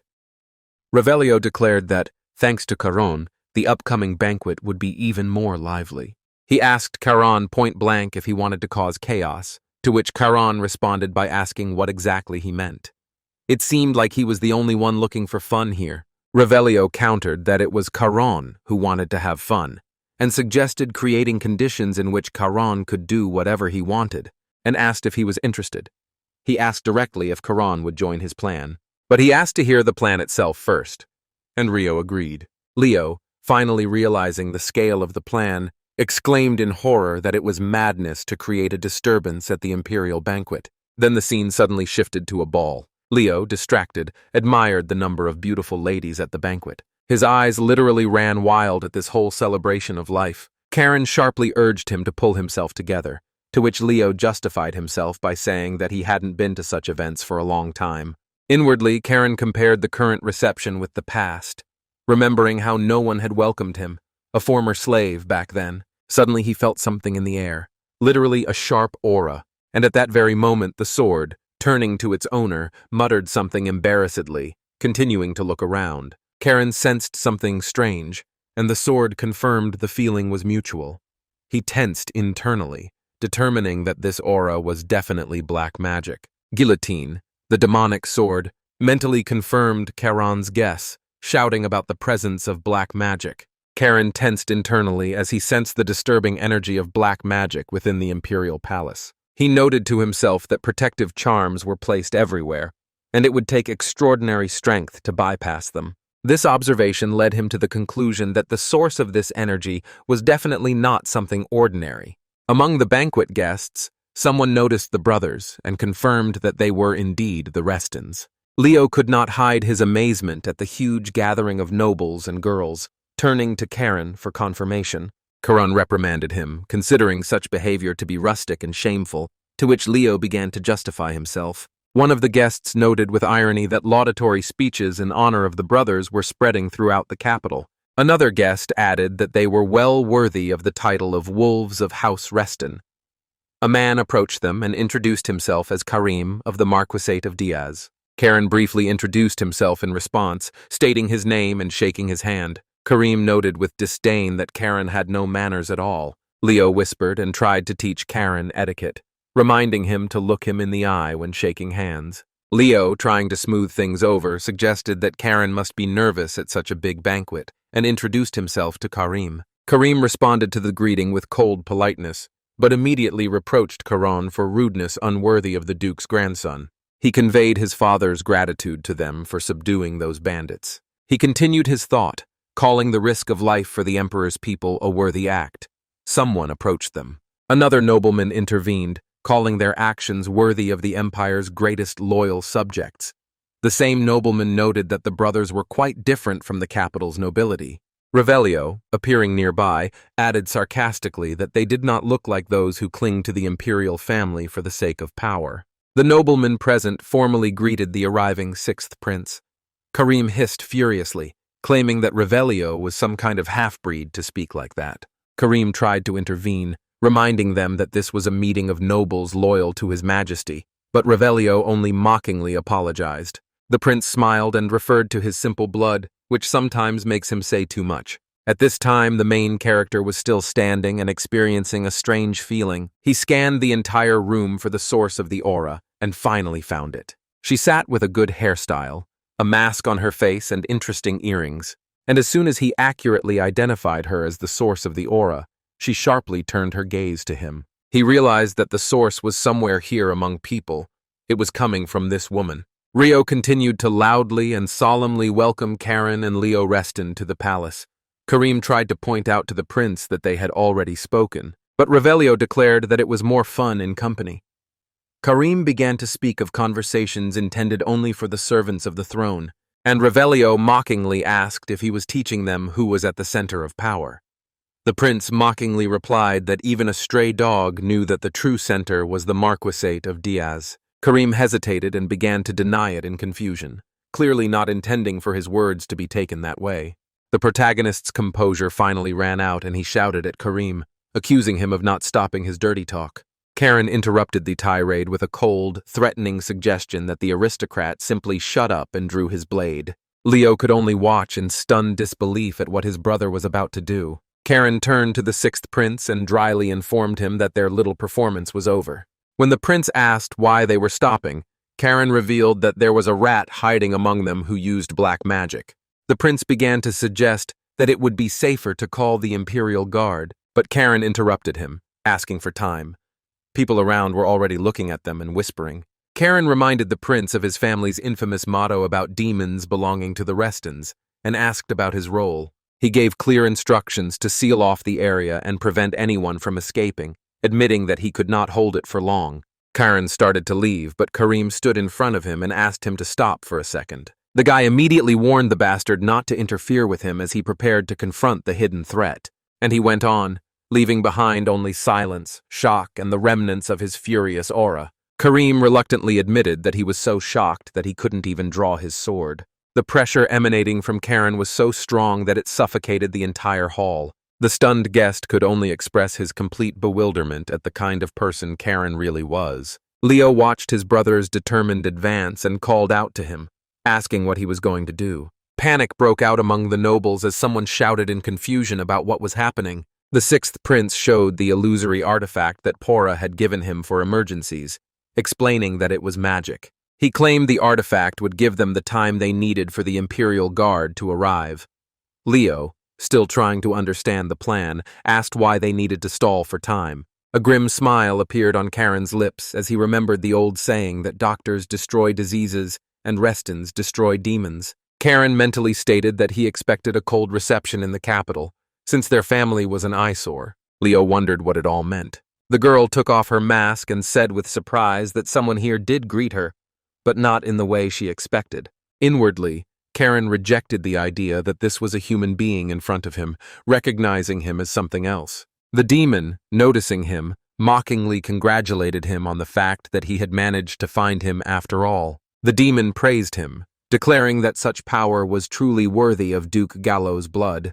She added mockingly that she was worried Karon would find her. Someone present exclaimed in horror upon seeing the destruction of the magical barrier. The demon, looking at Karon, recognized his external attractiveness and expressed her sympathy. Karon shouted furiously at the demon not to dare do anything, and with one movement he cut off her head so that blood sprayed all those present around, and the head itself fell to the ground in front of the guests, and frightened everyone present with her appearance. But even with her head cut off, Demon continued her sinister compliments, declaring that Karon was truly beautiful. The girls in front of whom the head was almost fainted, and the hall of guests, gripped by horror, finally realized that before them was not a man, but a real monster. And now Karon understood for sure that there was a real demon in front of him. Immediately the head of the demoness on the ground dissolved into thin air, and the wind carried the petals away while the protagonist watched. He realized that these were not just body parts, but some kind of magical substance.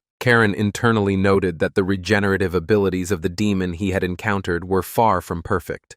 The girl herself confirmed this, and now her head is back in place. The demon realized with surprise that Karon's sword was somehow absorbing his own mana. The creature claimed to be unaware of the Reston family's abilities and mockingly called Karon lucky. Otherwise, he would already be dead. The demon regretfully admitted that he would have liked to devour Karon right then and there, but considered it premature. And what a pity. The girl immediately rushed forward with an attack at the main character. She knew how to change her mana and shape weapons. Now a huge blade of aura was aimed at the main character.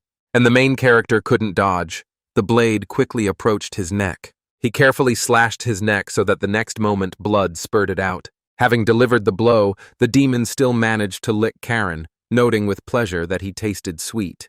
Leo and Revelio cursed in anger as they watched what was happening. Leo wanted to rush forward with his sword, but Revelio suddenly stopped him. The prince explained that this fight belonged only to Karon. He held Leo back, reminding him that he knew Karon better than anyone, and if he needed help, he would have asked for it himself.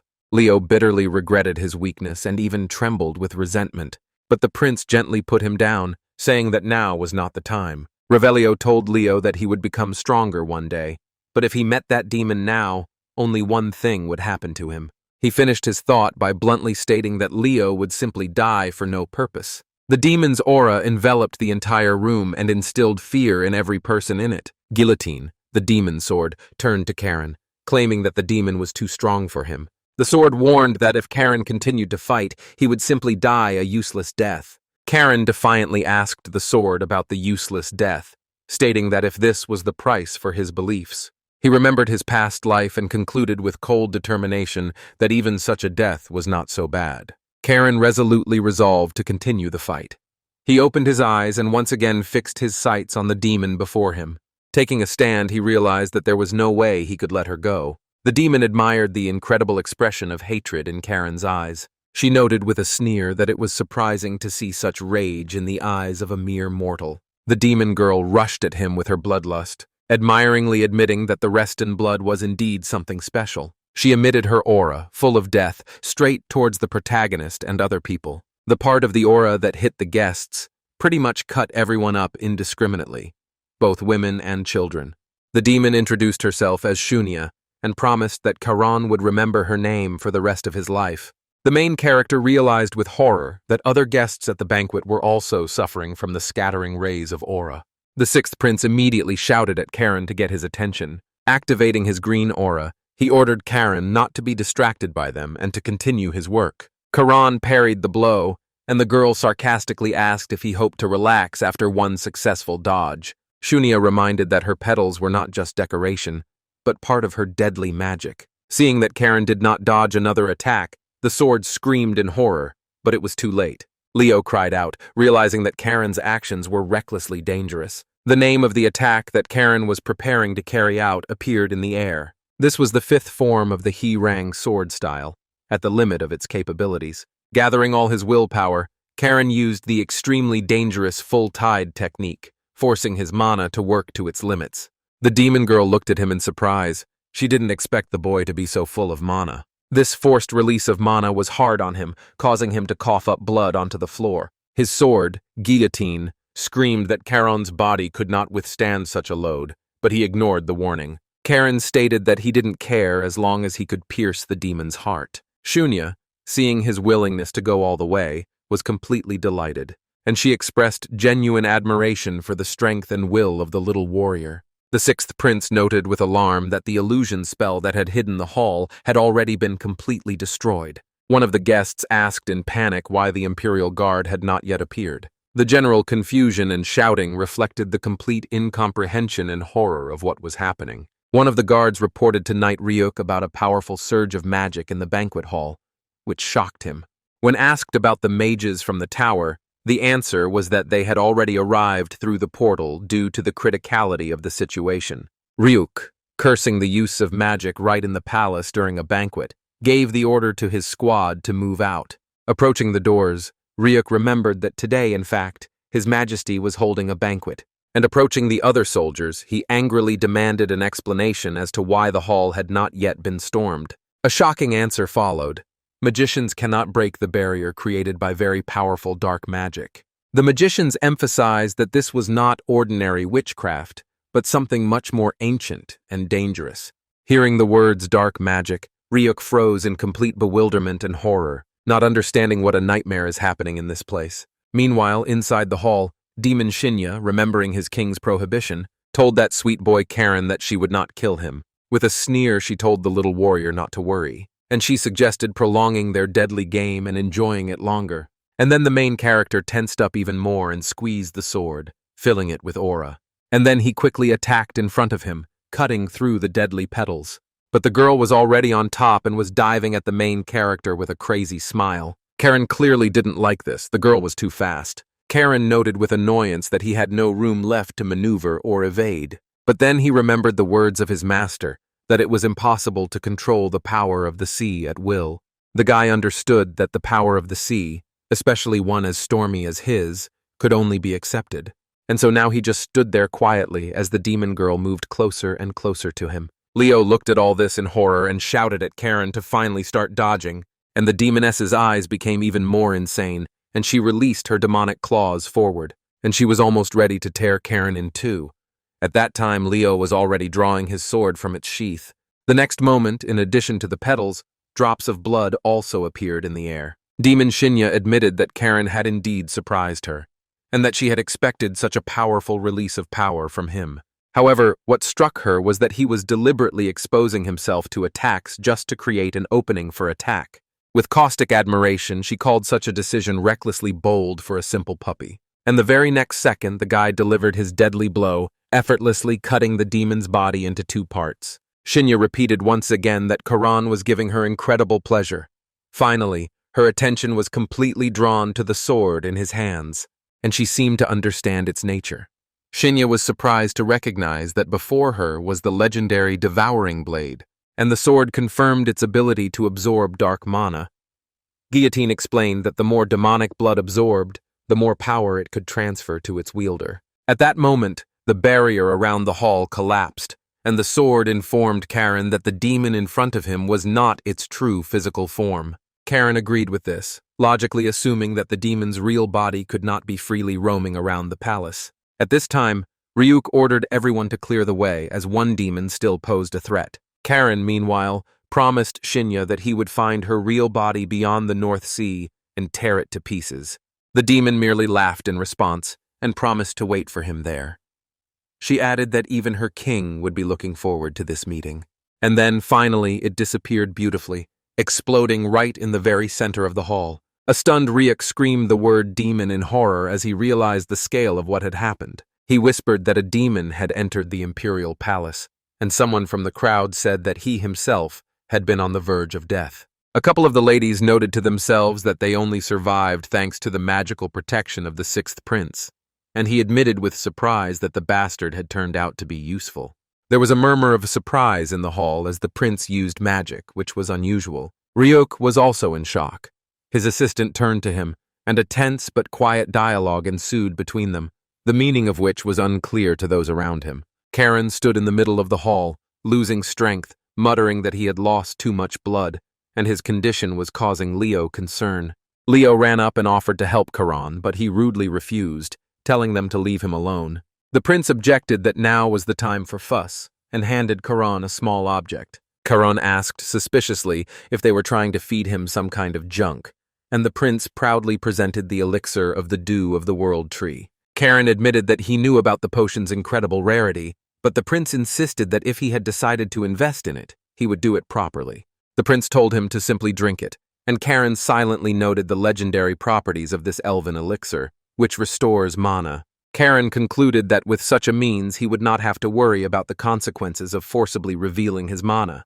He thanked the prince for his help, promising not to forget this debt, and the prince in response demanded that he remember it exactly.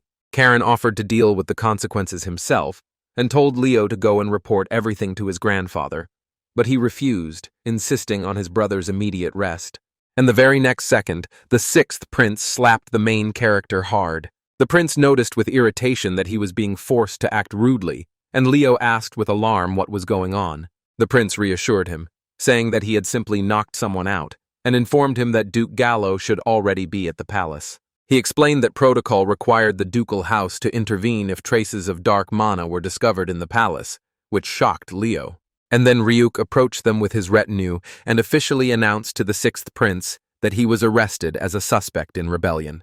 Leo indignantly rejected the accusation, calling it absurd. Ryo reassured Leo, saying he'd expected everything and refused outside help, declaring he'd go on his own. Ryuk, seeing his determination, meekly agreed to his terms. Ryo firmly declared his innocence, but Ryuk doubted the words of someone who secretly studied forbidden magic. The sixth prince declared that his personal hand in this game was over, and now it was the turn of House Reston to act. He called out to Leo, addressing him as a younger brother.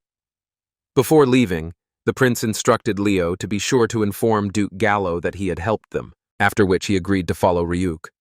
The heavy boots were carried out of the hall. Leo, left alone, cursed in complete confusion, trying to make sense of all the chaos that had just happened. Elsewhere in the palace, Duke Gallow, addressing the crown prince, dryly remarked that now was not the time for formalities. The crown prince tried to complain about the duke's insolence, but he began to talk about the agreement between the Duchy of Reston and the Imperial family. The duke reminded that according to this pact, the House of Reston was obliged to eliminate any enemies who had penetrated the palace. However, before doing this, the duke firmly stated that he would first take care of his grandchildren. Having finished his thought, Duke Gallow looked questioningly at the crown prince, expecting and not allowing any objections.